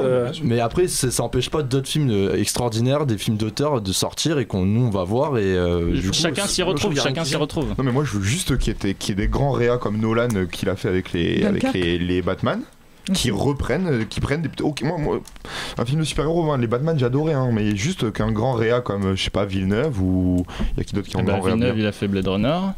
Non, je te parle de super-héros, tu vois, qui reprennent. Oui, je sais mais pas, c'est qui des fassent grosses un machines. Superman, Moi, tu vois. ce que j'entends quand tu dis ça, c'est que tu as envie que des grands réals prennent des grosses machines à gros budget. Ah non, moi je te parle de films de super-héros, précisément les films de Parce super-héros. qu'ils n'ont pas de marge de manœuvre, c'est le. Et le Thor, c'est quand même Kenneth Branagh qui s'en est occupé. Oui. C'est Kenneth Branagh qui s'est occupé du premier Thor ou du deuxième, je sais Je plus. sais même pas qui c'est le mec qui est en train de me dire. Kenneth Branagh, tu connais pas Quand même. Là, tu peux sortir. Ouais. Il a fait quoi Il a fait Henri une IV, version toutes les grandes d'Othello. adaptations de Shakespeare. Voilà, ouais, exactement. Non, Henri IV, il vient de chez moi, donc Henri IV, je connais l'histoire, j'ai pas besoin de voir la. Il joue Gilderoy Lockhart dans Harry Potter et la Chambre des Secrets, si tu veux savoir.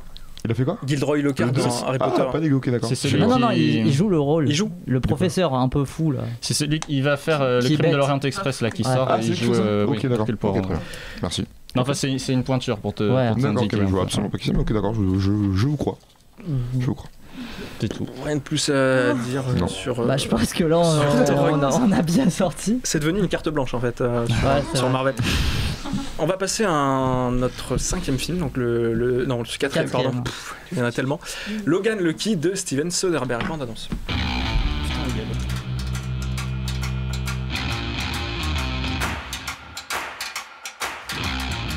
Jimmy, I'm just gonna say it. I gotta let you go. You were just fired.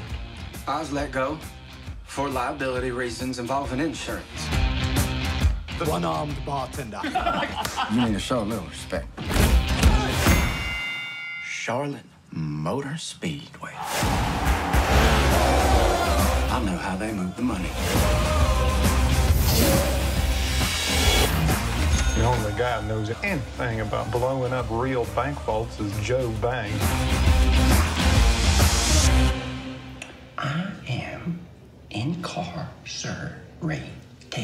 Yeah, we got a plan to get you out. The Coca-Cola 600 is the biggest race of the year. We need a computer whiz. I know everything there is to know about computers, okay? All the Twitters, I know them. They're gonna know what we want them to know. My life of crime is over. That is massively stupid. It's been handled. Oh, this is gonna be good. That looks like it hurts.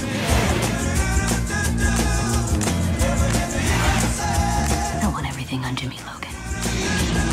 I'm about to get naked. So no bacon. I said no bacon. You Logans mustn't be as simple-minded as people say. People say that. Logan Lucky, donc le dernier film de Steven Soderbergh, deux frères, donc joués par Channing Tatum et Adam Driver, pas très futés, décident de monter le casse du siècle, empocher les recettes de la plus grosse course automobile de l'année. Pour réussir, ils ont besoin du meilleur braqueur de coffre-fort du pays, donc Joe Bang, qui est joué par Non, rien. Daniel Craig. Daniel Craig, j'étais perdu. Le problème, c'est qu'il est en prison. Donc, qui veut commencer? Marie. Marie, allez, vas-y. Allez. Bah, moi, j'ai pas forcément beaucoup aimé le film. Tu as plus aimé Thor que Logan Lucky? Bah ouais, moi aussi. Hein. Je me suis moins ennuyée devant Thor que devant Logan Lucky. Bon, putain. Continue. Mais elle a le droit. Bah là, je l'ai vu en VF, j'ai trouvé la VF très mauvaise. Déjà, donc ça a gâché un petit peu le film. Tu film. rajoutes des problèmes à toi-même. Bah oui, mais écoute, on fait ce qu'on peut. Hein, si tu donc, bosses au Gaumont aussi. Ah, pardon. Écoute, on fait ce qu'on peut pour gagner sa vie, donc du je vais coup, pas te calmer déjà. Si vous voulez retrouver Marie, vous pouvez aller au Gaumont du coup, pour la fois, apparemment. Et donc, non, je trouve le casting très bon. Les acteurs, je les aime beaucoup, surtout Adam Driver. Je crois que c'était un bon choix. Et Channing Tatum, que j'apprécie pas forcément d'habitude, là, je l'ai trouvé bon dans ce qu'il faisait. Après, le scénario, je l'ai pas trouvé super original. Et en plus, je trouvais qu'il y a beaucoup de choses qui n'ont pas été assez développées pour moi dans l'histoire. Bon, je vais pas spoiler, mais le pitch, le twist entre guillemets final était assez prévisible pour moi.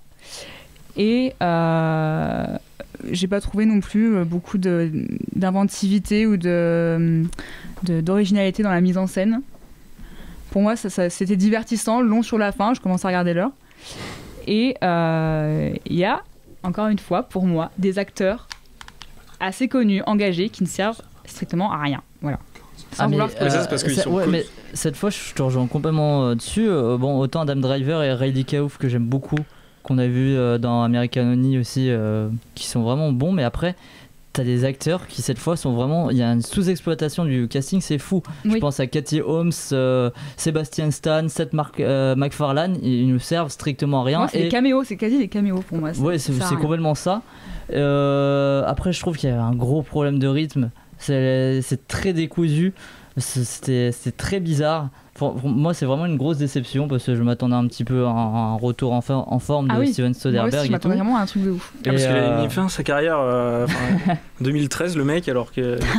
Et puis, c'est vrai qu'il y a tout ce dernier acte, toute cette fin qui est un peu le dernier plan aussi, notamment, mais toute cette fin avec le personnage du FBI qui arrive, qui est joué par une grande actrice dont je tairai le nom cette fois. Il emmène le film vraiment sur un autre terrain et tout, et c'est assez bizarre. C'est comme s'il y avait une fin et puis ça recommençait. Je comprends pas la fin. Ça n'a pas de sens. Moi, je trouve que le scénario, il est quand même original parce qu'en fait, il reprend l'idée du casse, etc. qu'il avait pris dans les. Sauf que c'est avec des bouseux, c'est ça. Dans les. Non, oui, voilà, dans les TG des chiffres. Ouais, mais c'est ça. Mais je trouve que derrière, c'est Ocean Eleven, c'est des gentlemen qui sont à la technologie avancée et qui font leur braquage. Et là, il prend tout le contraire des gens de classe populaire, ouvriers, sans équipement, et qui se débrouillent juste avec leur tête, quoi, et leurs bras. Et je trouvais ça vraiment bien parce que c'était. On attend toujours de Soderbergh ce film de casse. Et en même temps, je trouve que Soderbergh, c'est un mec. On dit que la mise en scène n'est pas marquante, mais Soderbergh, c'est le genre de réalisateur qui c'est un passe-partout, il va partout, il fait du film de science-fiction, de braquage, il peut faire un film sur des stripteaseurs. C'est parce qu'il est bon nulle part. Ça me fait penser à des réals comme à l'époque, comme Howard Hawks, que le mec il pouvait faire des films noirs, des films des comédies musicales, et je trouve ça vraiment, c'est l'idée de réalisateur qui est super bien, je trouve, quelqu'un qui sait maîtriser tous les genres. Et je trouvais que les personnages, ils étaient super attachants parce que ils ont chacun quelque chose de marqué en eux. On pense à Tatum et sa fille, je trouve que leur relation, elle est super bien. Driver, avec son passé de soldat et son bras, il y a des scènes drôles en plus, je trouve. Quand son bras, il part dans l'aspirateur, moi, après, ça m'a fait rire, moi. Moi, ça m'a fait rire aussi. Et Daniel Craig, je trouve super. On a l'habitude de le voir en plus dans le James Bond, hyper sérieux, très classe, et là, il fait tout le contraire, quoi. On sent qu'il prend son pied à ouais, voilà, en plus c'est ça, et je trouve que toute l'idée des NASCAR avec c'est vraiment l'étalonnage très coloré, j'ai adoré en fait l'ambiance, et du coup moi c'est vraiment un film que j'ai apprécié. Et c'est vrai que c'est un peu un contre-emploi pour lui qui est assez en général. Mais pour moi c'était cliché du coup. Du coup, on casse son image de James Bond, du coup on fait tout l'inverse. Je pense qu'on a creusé le côté brutal de Daniel Craig, c'est-à-dire que c'est vrai qu'il est bien habillé, mais je trouve qu'on le voit dans James Bond, mais il y a pas de. Shannon devait jouer, il a plus la gueule du mec un peu louche. C'est vrai que Daniel Craig, en général, il a pas. Ouais, mais Daniel Craig, quand il porte le smoking, on sent que derrière, il y a une armure quand même, il y a un truc qui est prêt à exploser. Et là, je trouve que dans Logan Lucky, il est là, sa présence où il bouge toujours, où on sent toujours qu'il est prêt à dégommer quelque chose. Et il y a cette brutalité brutalité qui ressort vachement. Et je trouve également que pour moi il gobe un peu les autres acteurs. C'est-à-dire que Channing Tatum, qui est un peu le personnage principal de base quand on nous introduit à l'histoire, etc.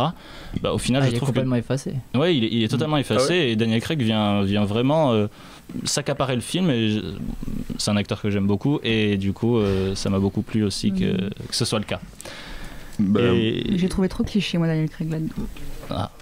Moi je trouve que c'est bon. Moi j'ai pas été super fan du film. Enfin, je trouve qu'il est un petit peu moyen.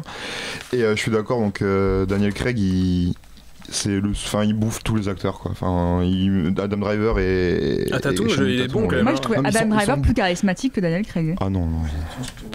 J'étais devant les scènes, j'attendais le moment où Daniel Craig allait faire quelque chose. Tu vois ce que je veux dire? Je sais, j'aime ça. Et après, pour revenir sur ce que disait Simon sur Soderbergh, donc moi j'ai dit que pour moi c'est le réalisateur, aucune patte. Il y a aucun de ses films que j'apprécie. Pour moi, il y a aucun de ses films qui sont Sex Manchons et Vidalo à la rigueur, il est intéressant. Mais alors après, il a aucune patte. Dans Trafic, c'est je fais un film je te fais Sicario 10 ans avant du coup, et je te mets un filtre jeune parce que comme ça va faire un petit truc un peu. Je mets un filtre jeune aussi, hein. Du coup c'est intéressant. Le filtre vert aussi. Je pense que Simon va s'évanouir. Sex Mensonges et Vidéo, l'histoire est intéressante, c'est un peu bizarre. Excellent, j'aime bien, mais alors après sinon il a aucune patte, il a rien et putain vraiment quoi. Enfin, je sais pas. J'adore ce réalisateur, du coup ça me fait un peu bizarre que tu m'en parles comme ça, mais en fait. Je trouve, en fait, ce que j'aime bien, c'est quoi sa patte en fait. J'attends que tu me on est obligé d'avoir une patte. Non mais dis-moi. Mais il a une gestion du rythme qui est assez rare. Il pose les choses. Et ça c'est assez rare de voir un réalisateur comme ça qui pose les choses dans tous ses films. Il y a un film que tout le monde déteste, moi j'adore ce film, avec Contagion. Je le déteste aussi. De toute façon, il n'y a aucun film que j'aime bien. C'est un rythme très pesant. En fait, c'est un film donc, sur la contagion d'un virus, tout ça. Et on s'attendrait à un rythme assez effréné. Voilà. Lui, il pose les choses. Et ça, je trouve qu'il met beaucoup d'émotions dans ses films. T'as bien Contagion ? J'adore Contagion, ouais. Attends, je te donne mon avis sur Contagion ou pas ? Pas comme tu veux. Oui. Alors pour moi, est-ce que tu te rappelles quand on était un petit peu petit, il y avait des films un peu de catastrophe sur TF1 le dimanche vers 13h, des films de tornade et tout. Et t'avais souvent des films de maladie aussi de TF1. Mais pour moi c'est ça, c'est un film que t'avais à 13h le dimanche de TF1 mais avec un budget. Et genre je te mets aussi une photographie un peu verdâtre, jaunâtre, un peu bizarre, tu vois. Et je te mets des grands acteurs, genre le casting il est fou, non ? Attends, la photographie elle change selon les endroits. Oui, il y a Marion Cotillard, il y a... Mais Ma vie avec Liberace, pareil, j'avais adoré parce que je trouve qu'il pose les choses. Bon, j'adore Matt Damon, il le prend souvent dans ses films. Et j'aime bien aussi dans Logan Lucky, donc prendre le contre-emploi de Daniel Craig, prendre aussi le contre-emploi donc des films de braquage, c'est-à-dire prendre des mecs qui sont pas du tout doués, qui ont aucune technique, qui savent rien faire et qui du coup sont beaucoup plus touchants. C'est ça qu'il a voulu mettre en évidence dans le film. Pour ça, Channing Tatum n'est pas charismatique, mais il est touchant. Il y a ces petites scènes comme ça qui sont un peu là par hasard. Par exemple, quand il va se faire vacciner, tu te demandes ça sert à quoi, mais ça sert à le rendre plus touchant. Et ça, c'est assez... ça sert pour la fin. Ça sert juste pour la fin. Oui, ça sert aussi pour la fin. J'ai gagné de l'argent, que vais-je faire ? Oh, je suis un gentil garçon, j'en donne 10 millions. Ça sert aussi pour la fin, mais c'est pas un personnage central à la fin, c'est juste voilà, pour montrer que les choses se bouclent bien. Mais moi j'aime bien aussi son écriture avec tu parlais des films à soundtrack, et là c'est un peu le cas avec John Denver qui est assez important dans le film. Là aussi qui est utilisé avec beaucoup d'émotion avec la fille de Channing Tatum. Mais il y a aussi moi j'aime bien quand le film t'insinue quelque chose, comme je le disais tout à l'heure avec Mes Amours du Star Sacré, avec la soundtrack par exemple. T'as Daniel Craig qui raconte son histoire, donc lui il a enterré chez lui de l'argent sous sa balançoire, et t'as pour les faire chier, t'as les frères Logan qui lui disent mais non, il s'est barré comme ça en Floride, donc à Clearwater, la ville de Clearwater, et comme par hasard quand il retrouve son fric, il y a un morceau de Creedence Clearwater Revival qui s'appelle Fortunate Son qui est à ce moment-là, et du coup il y a tout ce centre, toute cette construction avec la musique, et moi j'aime beaucoup. Il y a beaucoup d'émotions dans ces films, et du coup mais tu trouves pas que c'est un film oubliable ? Je sais pas, moi j'ai beaucoup aimé. Mais il y a des films du moment aussi, il n'y a pas que des films mémorables, il y a des films du moment. Moi ce que j'ai aimé dans Logan Lucky, c'est que c'est un film très genré, donc film de casse, alors effectivement avec ce contre-emploi genre des bouseux, etc. Même si du coup, bouseux c'est un peu réducteur, je trouve que finalement c'est un... Ce qui est assez fort, c'est que du coup le contre-emploi, il prend pas trop avec les acteurs qu'il choisit. C'est-à-dire Channing Tatum et Daniel Craig dans un film de braquage, tu te dis c'est des mecs qui ont la classe, qui savent braquer. Là ils te mettent un Channing Tatum qui a pris du poids pour le rôle, et tu un Daniel Craig qui est assez... et donc c'est très genré et aussi c'est très fiction, c'est-à-dire que c'est le jeu de la fiction il y a un vrai jeu de la fiction et de cinéma aussi dans la scène au moment du casse quoi. C'est burlesque, il y a des mouvements qui sont un peu rapides et qui sont vraiment très drôles aussi. Et c'est ça que j'ai aimé, c'est je trouvais qu'il y avait un travail du genre, c'est-à-dire qu'on est vraiment un film de genre très classique. Vraiment, effectivement, il y a tout qui est assez prévisible ou quoi, on s'y attend un petit peu, mais il travaille le genre et ça, c'est ce que j'aime aussi, c'est des films de pure fiction, on va dire, où on va avoir des personnages un peu drôles et en même temps, c'est un plan, un scénario, un casse, etc. Parce qu'ils font des choix. Quand tu regardes Ocean Eleven, tu vois ce qu'ils font et tu dis putain, mais comment ils font, comment ils ont eu l'idée de faire ça. Et là, tu te dis putain, mais ils font des choix, c'est complètement débile. Quand ils choisissent de se mettre sous le camion, là, pour aller. Tu te dis, mais déjà, comment ils tiennent, parce que le mec, il a qu'une main, comment il peut tenir dessous et comment il a pu refermer derrière. Et en fait, tu te dis, ils ont du cul pendant tout le film. Et enfin, bref. Et moi, le film, en plus, il répond dès le début à sa fin, et c'est super classé dans le cinéma, et c'est trop bien de le reprendre, le style MacGuffin, avec le petit papier où il y a écrit chaque ordre de ce que doit faire le braquage, et à la fin, il y a écrit laisser de ne pas tout prendre dans le fric. Et quand Channing Tatum ne prend pas.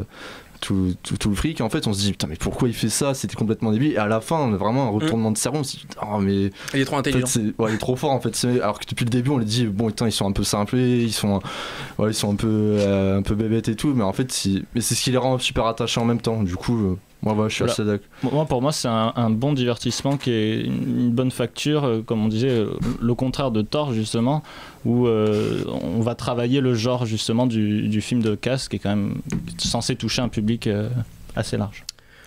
Vas-y. Mais donc tu me demandais s'il y avait des films des fois de moments ou des films qui restaient plus sur la longueur. Il va faire une comparaison, il va faire un truc. Alors tu préfères quand dans la vie, tu prends juste un kebab ou alors un grand restaurant. Laisse-moi finir. Je te dis juste que oui d'accord, on n'est pas tout le temps obligé de voir des chefs-d'œuvre, il n'y a pas que des chefs-d'œuvre qui sortent, oui, mais d'un cinéaste comme Soderbergh qui est donc censé être un grand cinéaste, on est censé attendre tout le temps un film qui est un minimum intéressant et qui n'est pas oubliable. Mais t'imagines, c'est-à-dire que tu dis à chaque fois que si c'est un grand cinéaste, il faut que le film soit à chaque fois voilà. Alors que moi j'ai aimé juste. Pardon de ne pas faire du nivellement vers le bas, parce que je veux dire vers le bas. Toujours voir quelque chose. Moi j'ai apprécié la proposition qu'il a faite. C'est pas le cas de l'Atlético en ce moment. On va clore sur Logan Lucky, un dernier mot. Laurent Dutch, là. Pardon. Tu supporter de qui, Laurent Dutch? Un dernier mot donc sur Logan Lucky. Personne. Appréciable.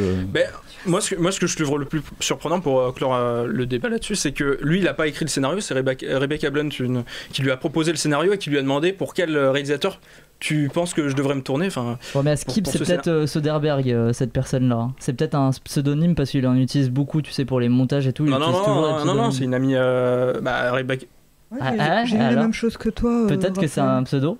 Je sais pas, on m'a dit que c'était quelqu'un qui lui avait fait. Oui. Enfin bref. Ça prouve bien qu'il a honte de l'histoire qu'il a écrite peut-être. Oh là là. Il y en a qui méritent des tartes ce soir. Enfin bref. On passe à corps et à ma bande annonce. Comme l'équipe de Diego Simeone. Là il t'a bien niqué. Feltúrtam a havat, de nem találtam sehol ennivalót. Maga állat volt az álmában, ha jól értem. Mondja, van maguknál mentálhigiénis szűrés? Persze, évente. És nem változott meg valakinek a viselkedése mostanában? Azt álmodtam, hogy szarvas vagyok. Egyedül volt? Nem, bennem volt egy másik szarvas is. Egy másik szarvasbika volt a gyűnő. Honnan jött ez a nő? Most jut eszembe, kaptunk egy új minőségeledőt, valamilyen Mária. Na és maga mit álmodott Zsóka szíve? Mit csinál álmában? Mozog. Maguk privát kis vicce érdekel. Azt álmodtam, hogy szarvas vagyok. Hát fura egy véletlen, ugye? Forgive me, here I cannot stay. Alig akar fogni, doktornő? Mondd, Lacikám, nincs valami rendes arceszed? De van. Este felhívna? Nem. Egyszerre alhatnánk el. Ez meg ki volt? Egy kolléganő. Nem ismerem. Maga az érintés szokott gondot jelenteni. Forgive me, here I cannot stay. Cut out my tongue, there is nothing. Miért futottál? Kerestem a tónál is. Love me, oh Lord, he threw me away. He laughed at my sins in his arms. Csak úgy szakmai kíváncsiságból. A kolléganője álma. Összebeszéltek? Corps et âme d'Ildiko Enyedi, l'Ours d'Or 2017. Maria, nouvelle responsable du contrôle de qualité, et André, directeur financier de la même entreprise, vivent chaque nuit un rêve partagé sous la forme d'un cerf et d'une biche qui lient connaissance dans un paysage enneigé. Lorsqu'ils découvrent ce fait extraordinaire, ils tentent de trouver dans la vie réelle le même amour que celui qui les unit la nuit sous une autre apparence. Du coup, Simon, tu voulais commencer, c'est ça ? Ouais. Du coup, moi j'ai vraiment adoré le film, je le trouvais vraiment magnifique. Déjà l'interprétation des acteurs, elle est superbe. Et en fait, le film qui est incroyable dedans, c'est un film très sensoriel et poétique qui prend vraiment son temps, notamment dans les rêves avec les cerfs et la biche. Et qui a vraiment, on sent le toucher, il prend son temps de filmer, elle prend son temps de filmer le détail, de rentrer les lumières dans ses cadres. Et c'est en plus de ça, c'est des personnages vraiment complexes. À la base, on ne veut vraiment pas s'attacher à eux, mais en fait, finalement, on s'attache à eux. Et d'essayer de les réunir, c'est vraiment pas évident. Et c'est là où je trouve toute l'ingéniosité du film est là, en fait. Parce que c'est vraiment cette idée de réunir le corps et l'âme. Et c'est vraiment le cinéma hongrois là qui commence vraiment, je commence vraiment à apprécier le cinéma hongrois, entre ce cinéma avec Béla Tarr, Laszlo Nemes avec Le Fils de Sol, et Mandel Mondrosko avec White God et Jupiter's Moon, qui est un cinéma très dynamique avec des plans séquences qui questionnent l'histoire, etc. Et aussi le cinéma hongrois montre que ça peut être un cinéma très poétique et très doux. Et mais toujours avec un fond assez dur quand même, mais voilà, c'est le cinéma pour moi en gros commence vraiment à monter. Moi je disais Béla Tarr, mais il a pris sa retraite en 2011, c'est lui qui pour moi a un peu lancé tout ça. Soderbergh a pris sa retraite en 2013 aussi. On a vu ce que ça continue, ce que ça fait. Ouais, mais bon, Béla Tarr c'est pas le même level. Non mais après j'adore Soderbergh aussi. Bon, bref. Et moi en fait le dernier plan, il m'a vraiment surpris. En fait, je m'attendais pas du tout que ça soit ça à la fin. Et la petite discussion qu'il y a eu avant et qui est ultra attachante aussi, je trouve qu'on commence à voir le personnage féminin qui s'humanise. Désolé, je sais plus les noms. Maria qui s'humanise. Qui jouait par Alexandra Borbély. C'est ça, et qui aide à couper la tomate pour André. Joué par Morsani Geza. J'espère que je l'ai bien prononcé. Et du coup, voilà, là on sent la finalité du truc et voilà, le titre est tout dans ça, et du coup le dernier plan ils ont plus besoin de ce rêve, et ce rêve se finit super bien avec et pareil très sensoriel avec la petite goutte qui tombe dans l'eau. Enfin bon, après moi c'est très subjectif, j'adore ce type de cinéma, donc voilà. Bon, moi je suis à peu près d'accord avec tout ce que tu as dit. Je suis pas d'accord avec un seul petit truc sur la fin, justement, quand elle a enfin réussi grâce, donc on suppose que comment ne pas spoiler, que grâce à la... Tu dis que tu vas spoiler et les gens peuvent je vais couper la spoiler, radio. partez, 1, 2, 3, 4, c'est bon. Donc ils finissent en couple à la fin du film, et donc on suppose que grâce à cet amour, ils ont enfin réussi, elle a réussi à enfin passer son handicap social. Ouais, il y a notamment ce très joli plan avec la main handicapée de André à la fin de l'acte sexuel, et qu'elle reprend. Donc voilà, on suppose que donc, grâce à l'amour, elle passe au-dessus de son handicap, et lui aussi un petit peu, même si son handicap est moins social et moins évolué que le sien. Et je trouve moi que c'est un peu, c'est trop cucu dans le sens on finit l'histoire super dans la plus grande beauté. La vie c'est pas ça, la vie c'est pas tout le temps super beau, tu vois. Oui, mais là il y a une espèce de cohérence aussi. Il y a une cohérence, c'est pas gratuit. Attends, le film il dit justement que la vie c'est pas ça, c'est pas que ça, justement, c'est pas que des moments beaux. Il y a que des contradictions, il y a que des oppositions, c'est-à-dire qu'on a une romance, quelque chose de tendre, et on a les abattoirs. C'est-à-dire qu'on se passe dans un endroit quand même assez horrible, tu vois, il y a des scènes très violentes. Ça m'a un petit peu dérangé, mais genre... Justement, c'est ça la vie. Tout d'un coup, ça finit par quoi? Parce que t'as envie de finir dans les abattoirs ou t'as envie de finir dans la belle romance? Voilà. Ah. Je pense que ton silence, non. je pense que ton silence est très révélateur. Non, tu sais les films que j'aime, donc tu sais où est-ce que j'ai envie de finir. Et ben, oui, bah dans les films peut-être, mais est-ce que dans la réalité tu as envie? Voilà, silence, merci. Voilà, La réponse. La réponse. Et qu'est-ce que je voulais dire? Mais non, mais ça non. fait mal aujourd'hui, ils m'ont William. pas laissé parler, ne les écoutez pas. Ne les écoutez pas. Non, mais ça m'a un petit peu dérangé, mais je me suis pas dit comme dans certains films en mode ah voilà, c'est la fin qui finit bien, happy end. Non, je suis totalement d'accord avec vous, ça a une cohérence. Je suis d'accord. Ça m'a un petit peu dérangé, mais sans plus. Et après, oui, je suis d'accord à peu près tout ce que tu as dit. Et moi, j'ai une petite interprétation sur le film. Après, vous avez le droit de pas l'écouter. En fait, je me suis demandé. J'écoute pas. Si c'était pas. Depuis le début, c'est un rêve. Non. Je me suis demandé. En fait, il y a un twist au milieu du film. Je sais pas si vous l'avez vu. Non, mais en fait, je me demande si c'est pas le cerf et la biche qui en fait sont eux-mêmes. Non, laisse-moi finir. Arrête de faire Je veux dire quelque chose de très beau là. Vas-y. Je me demande si c'est pas la biche et le renne qui et donc ouais bon je sais pas les deux biches bref qui sont qui rentrent dans le corps des humains en fait, c'est pas eux les vrais personnages principaux du film et qu'en fait c'est pas principaux. Arrêtez. Et c'est pas eux qui sont dans le corps des humains et qui vivent leur histoire d'amour en fait, tu vois ce que je veux dire? Voilà. Wow. C'est ce que je veux dire. C'est très beau. Lisa, du coup, parce que là, on va pas rester sur ça. Non, alors, moi, je vais lire un peu pour changer. Alors, j'ai trouvé que c'était un très beau plaidoyer cinématographique. Tu lis quoi là? Mon texte que j'avais écrit. Donc, je recommence, excusez-moi. Un beau plaidoyer cinématographique, autant pour le droit à l'amour que pour le droit à la différence, mais également une prouesse technique qui est d'avoir su faire endosser un rôle à part. Tu en parlais tout à l'heure des animaux. Un rôle à part entière à des animaux, sans que cela ne sonne pour moi faux ou enfantin. C'est un imaginaire qui se mêle avec de la fantaisie et c'est traité avec autant de considération que le réel, comme tu le soulignais Maxence. L'étrangeté répétée des choix, de cadre et de montage vont dans ce film visuellement qui est superbe, inventif, tout comme les ruptures de ton qui viennent déstabiliser le récit. Ce jeu sur le chaud-froid est très bien maîtrisé. Le travail sur le corps, comme tu le soulignais aussi, le cœur avant tout. De nombreux surcadrages, une très faible profondeur de champ pour signifier l'isolement et la détresse silencieuse des deux héros qui chaque nuit se retrouvent en rêve mais peinent à se retrouver dans la réalité. Le film, c'est une question pleine de promesses. Comment être aimé d'un homme qui semble avoir baissé les bras, avoir perdu le goût de l'amour en même temps que sa motricité. Perdu le bras même. J'ai fait une erreur? Non, en fait, il raconte des conneries. Vas-y, continue, Lisa, c'est très bien. Peut-on être aimé par une personne atteinte d'une forme d'autisme? La réalisatrice offre une éducation sentimentale. Corps et âme raconte comment deux êtres s'apprivoisent. Elle ose le romantisme poétique, peut-être que ça déplaît à certains, comme le réalisme brutal. Et elle célèbre la beauté d'une union possible sans cacher les blessures qui l'accompagnent. Et c'est ça l'amour, j'ai envie de le penser très fortement. Très beau. Pour revenir en dernier petit truc sur ce que tu as dit, et pour donc Maxence, très souvent tu déplores la violence dans les films. Non.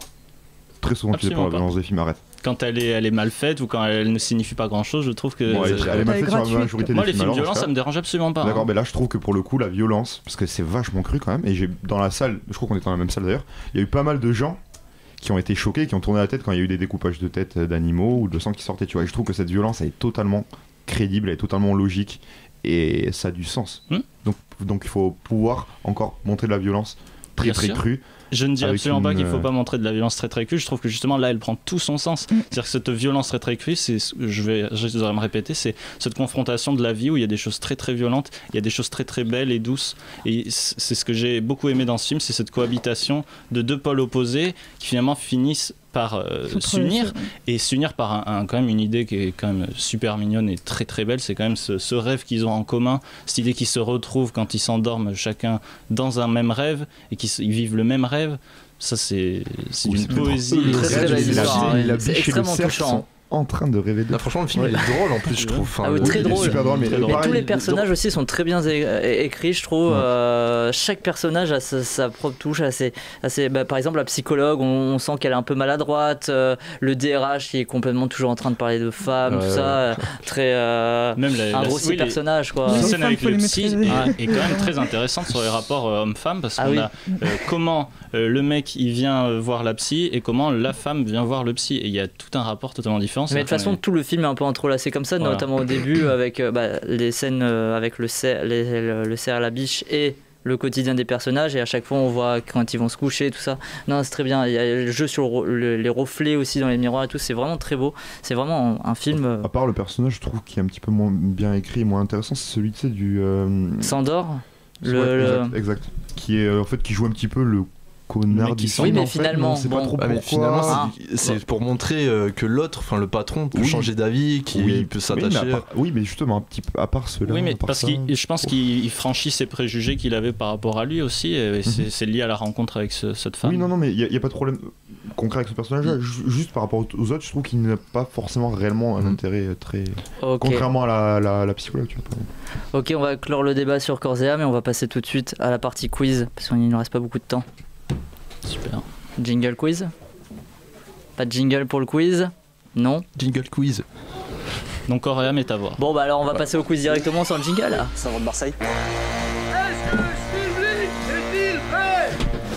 Des répétitions. Oui, non. Oui. Oui, Frédéric, je ne sais pas.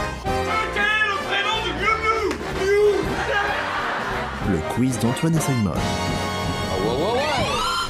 Ok, les équipes de ce soir, Maxence, Raphaël, Gaël, contre Simon, William et Elisa.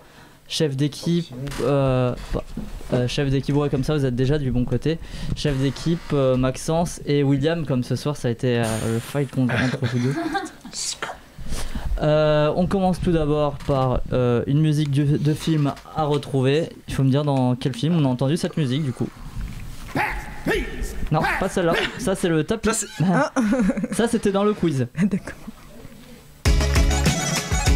Les Kaira. Non, c'est pas celui-là. C'est un film d'un cinéaste de la semaine. Pattaya. Non, d'un cinéaste de la semaine. Il n'y a pas eu Franck Gassendy cette semaine. D'un cinéaste de la semaine. On a parlé d'un de ses films. Soderbergh. Ocean 11. Non, c'est la scène avec Ocean's 12. Mais oui, la scène avec Cassel. T'es à la menthe, le nom de la chanson, dégueulasse. Oui, Ocean's 12 de Steven Soderbergh avec la scène où le personnage de Vincent Cassel évite des lasers en dansant la capoeira. C'est du la vol. musique T'es à la menthe. Et de la caution et leur tube T'es à la menthe. Le clip faisant intervenir plusieurs membres du collectif Courtrajmé dans lequel faisait partie le groupe. Et parmi ces personnalités se trouvait Vincent Cassel. Donc je pense que c'est lui qui avait glissé le mot à Steven Soderbergh pour passer cette musique. Question, alors on va vous donner des propositions. Chacune des équipes pourra répondre. Parmi ces personnalités importantes du cinéma, laquelle n'a pas encore été accusée d'agression? Kevin Spacey, Brett Ratner, Dustin Hoffman, Macaulay Culkin, James Toback, Laurent Dutch. Je l'ai redit. Kevin Spacey, il y a un piège. Brett Ratner, Dustin Hoffman, Macaulay Culkin, James Toback, Laurent Dutch. Je sais pas, ça paraît gros. Macaulay Culkin. On part sur le même truc, c'est ça le truc. Macaulay Culkin. Alors, je l'ai redit une dernière fois, Kevin Spacey, Brett Ratner, Dustin Hoffman, Macaulay Culkin, James Toback, Laurent Dutch. Parmi ces personnalités importantes du cinéma, laquelle n'a pas encore été accusée d'agression? Les Culkin, moi je dirais, mais quoi qu'il est un peu chelou des fois. Il est un peu chelou. Laurent Dutch. Laurent Dutch pour l'équipe de William. Et pour l'équipe de Maxence. Macaulay Culkin. Alors Kevin Spacey, Brett Ratner, Dustin Hoffman et James Toback, c'est bien sûr les agressions sexuelles dont on a entendu il y a pas longtemps. Laurent Dutch, il a été accusé d'agresser l'histoire française à plusieurs reprises. C'est Macaulay Culkin, il a déjà été arrêté par la police, mais pas pour agression, mais possession de marijuana, ce qui est légèrement différent. Voilà. On passe au vrai faux, en or ou en bois. Il a agressé qui, Laurent? Oui, il a agressé qui, Laurent, Simon? Laurent Dutch, l'histoire française. L'histoire française. Avec un grand H. Attends, t'es en train de me dire qu'on a perdu un point sur ça? Oui. Bah attends, t'as vu le vol que tu nous as fait sur la question d'avant? Non, mais c'est une blague. Et donc tu penses que Macaulay Culkin, sous cocaïne ou sous marijuana, n'a jamais agressé une fille en boîte? Parce que il n'a pas été accusé. Alors je vais faire une enquête, je vais appeler une fille dans le Nevada. D'accord. Accusé, on a dit. Il habite à Paris maintenant, donc et on n'a pas dit qu'il a pas agressé. Très bien. Info, allez. En or ou en bois, 4 mariages à un enterrement, la comédie romantique à succès de McNewell va bénéficier d'une suite au cinéma. Vrai ou faux? C'est quoi? T'as été trop vite, excuse-moi. Non, c'est faux. 4 mariages à un enterrement, la comédie romantique à succès de McNewell va bénéficier d'une suite au cinéma. Je dirais vrai. Allez, on dit vrai. C'est bon, on dit vrai. Ah oui, c'est vrai. Je pense que c'est faux. Attendez, qui a dit quoi alors du coup? William. On va faire l'inverse de ce qu'ils disent. Dis ce que tu faux. Et Maxence. Vrai. Dis ce que tu penses. Attends, je peux préciser, je pense que j'ai la réponse. Alors vas-y. Je pense que c'est faux, je pense que c'est en série. C'est effectivement le cas, c'est Mindy Kaling, actrice dans The Office et créatrice de l'excellente série The Mindy Project, qui va faire une série 4 mariages et un enterrement. Ça fait 2-1 pour l'équipe de William. Le vice du gars. Deuxième info, Albert Dupontel a décidé d'adapter le roman de Pierre Lemaitre pour pouvoir jouer le personnage d'Albert Maillard qu'il admirait. Faux. Effectivement, c'est faux, il ne devait pas jouer dans le film, c'est Bully Lanners qui avait été choisi, mais il a finalement décidé de quitter le projet et c'est Albert Dupontel qui a repris le rôle après l'abandon de Bully Lanners. Tanguy 2, vrai ou faux, Tanguy 2 a été annoncé par André Dussolier et Omar Sy a refusé un rôle dans Star Wars 8.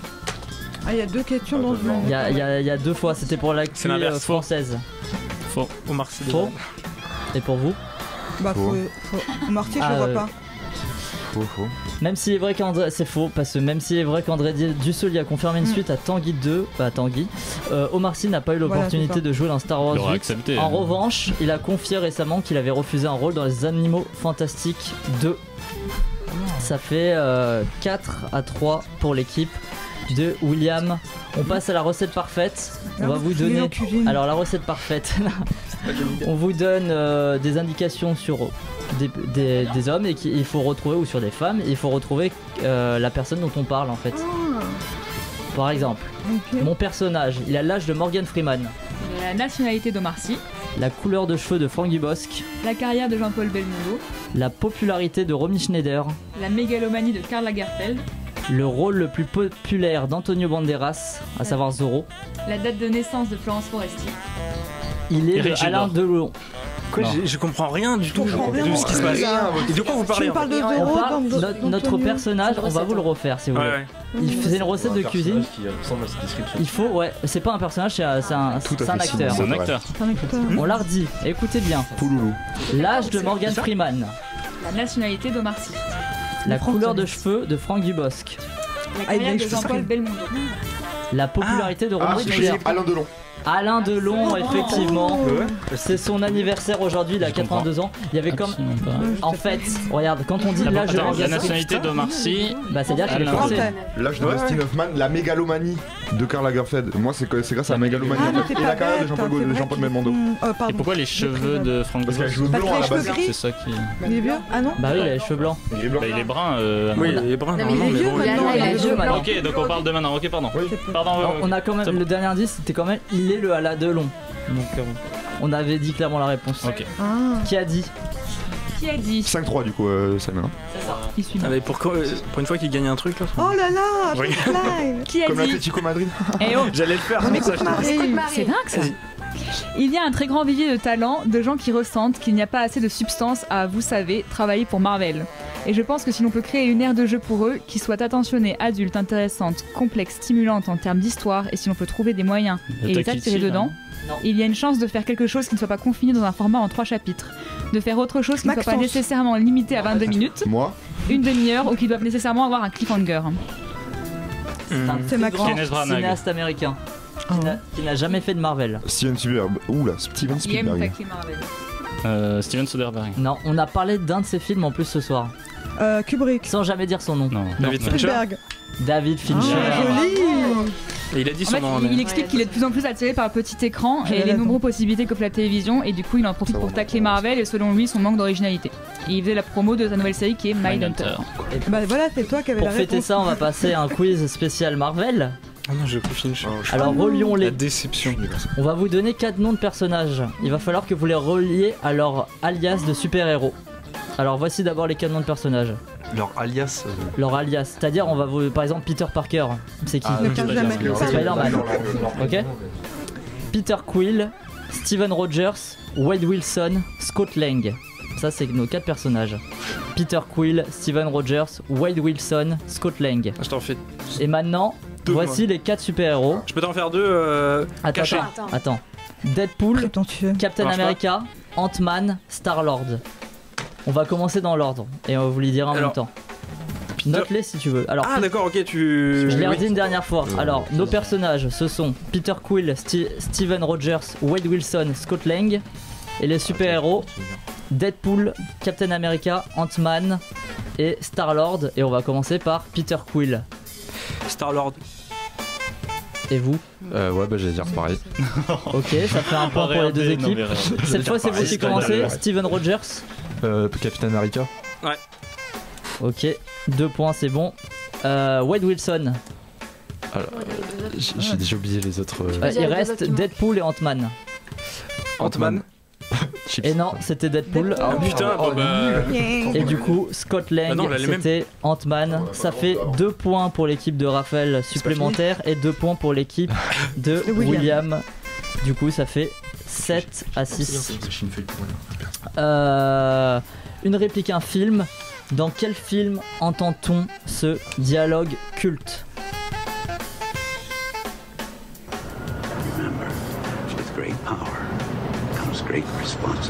Spider-Man.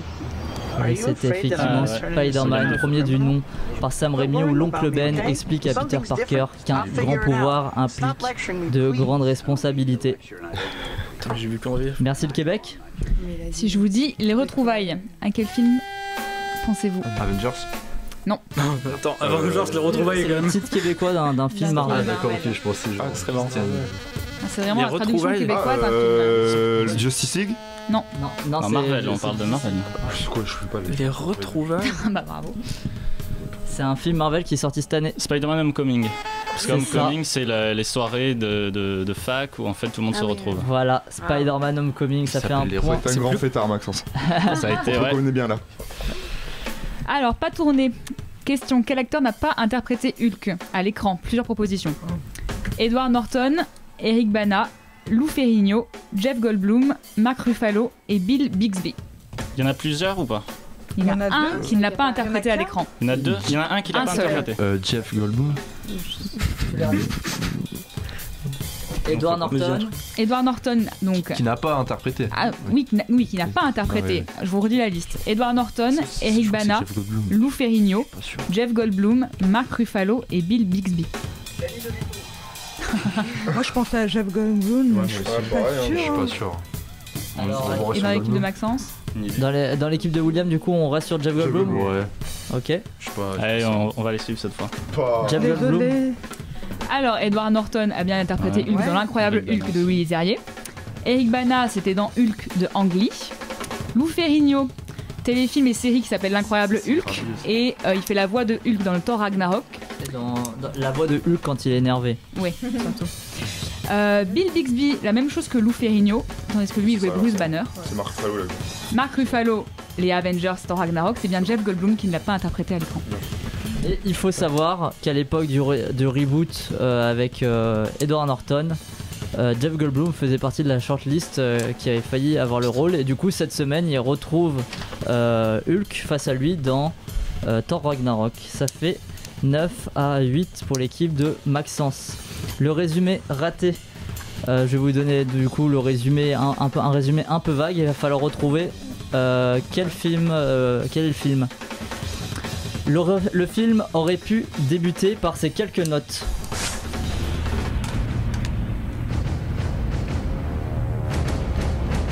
Ça c'est Terminator. C'est bien normal puisque le film de Cameron, Terminator 2, empruntait déjà l'ouverture et la construction de son film aux comics qui est ici adapté. Nous sommes en 2023, l'apocalypse est là. Tout est moche, tout est sombre, tout est mort, les robots écrasent les os des cadavres sur leur chemin. Heureusement pour nous, non. Un évêque noir peut ouvrir des portes dans l'espace et le temps. Grâce à l'aide de Juno, ils envoient le mec qui a le nom d'une marque de voiture dans les années 70. Là-bas, c'est disco, coupe afro et affaires politiques. En effet, on est en pleine guerre froide. La tension avec les Russes était déjà la tension avec les Russes était déjà à son comble dans le précédent épisode où nos héros avaient évité la crise des missiles à Cuba. Cette fois-ci, pas de crise des missiles, mais la fin de la guerre du Vietnam avec la conférence de Paris. Il faut croire que cette série de films est historique. Paradoxal quand on connaît la timeline foireuse de la saga. Godzilla. Maintenant que j'y pense, ça doit être pour cela que le film a été fait. Effacer les tablettes, tous les épisodes précédents pour reprendre le tout sur de basses scènes. Day of Future Past. C'est ce qu'on appelle un reboot filmé en bonne et due forme. Au fait, je viens de me souvenir de la marque de la voiture, c'est Logan.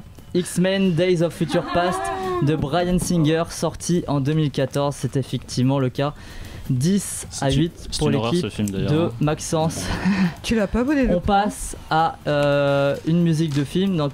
Ah, c'était toi, pardon Marie. Bon, c'est pas grave, tu sais. Dans quel film pouvons-nous entendre cette musique?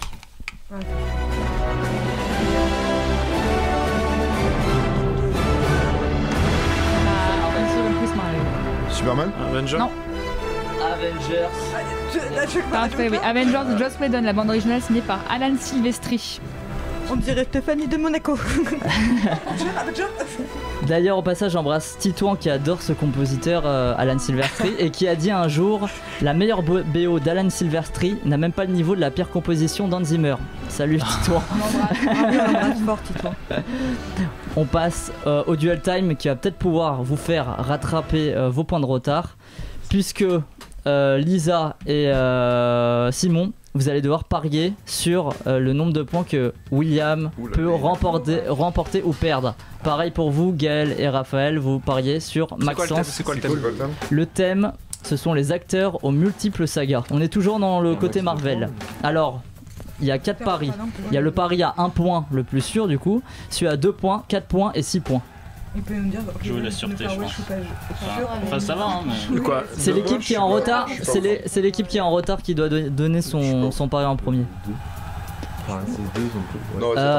Avec 2 points, tu rattraperas pas. Je joue 4. Il y a 11 à 8. 4 points. Ok. 4 points. 4 comme dit Gaël. Alors ça apparaît 4 points des deux côtés. La question est donc pour Maxence. Rappelle-moi, il y a combien là? Il y a 11 à 8 pour l'équipe de Maxence. Non, il y a 10 à 8, il y a que 2. Ah non, il y a 3. Il y a 3 points d'écart, 11 à 8. Allez, vas-y. Alors la question pour Maxence et William. Parmi ces acteurs présents au casting de Thor Ragnarok, lequel n'a pas joué dans un film Star Trek? Karl Urban, Idris Elba, Benedict Cumberbatch, Chris Hemsworth, Tom Hiddleston. Idris Elba. Je pense. Idris Elba pour William n'a et pas Maxence. joué dans un film Star Trek. Ouais. Tu peux on te l'a dit. Mais toi, Karl Urban, Idris Elba, Benedict Cumberbatch, Chris Hemsworth, Tom Hiddleston. Chris Hemsworth. Chris Hemsworth. Alors ça dit Idris Elba et Chris Hemsworth. Ouais. Alors on les fait au fur et à mesure. Alors Karl Urban. Karl Urban, il a joué dans la trilogie Star Trek qui a été relancée par J.J. Abrams en 2009, il joue le médecin. Benedict Cumberbatch a joué dans Star Trek Into Darkness. Idris Elba a joué dans Star Trek Sans Limite. J'ai pas vu, j'en ai vu aucun. Le dernier. Chris Hemsworth est dans le premier Star Trek, c'est le père du Captain Kirk qui meurt au tout début. Du coup la bonne réponse était Tom Hiddleston. Vous avez vous deux perdu 4 points. Du coup victoire de l'équipe de Maxence, Raphaël et Gaël avec 7 points contre 4 points pour l'équipe de William, Simon et Lisa. Ok d'accord, j'avais pas compris. Ah oui, vous ça. perdez les points. Ok d'accord. Voilà. Belle victoire Raphaël. Non, mais juste, ça c'est grâce à Marvel. Est-ce qu'on pourrait choisir un thème, tu vois, parce que moi je déteste les comédies françaises. La dernière fois c'était les comédies françaises et je déteste les films de Marvel. Là c'est les films de Marvel. On fait en fonction de l'actu. On va faire une suite, t'inquiète pas. Merci à tous pour cette émission. Donc merci à Mithieu pour la technique. Tu peux baisser le tapis. Ce soir, je voulais qu'on se quitte en rendant hommage à Joachim, en envoyant beaucoup d'amour donc à sa famille et ses amis. Une pensée toute particulière pour Magda. On s'écoute un de ses morceaux favoris, c'est un morceau argentin évidemment. Ça s'appelle Pibes Choros Sentimiento Viero. À la semaine prochaine.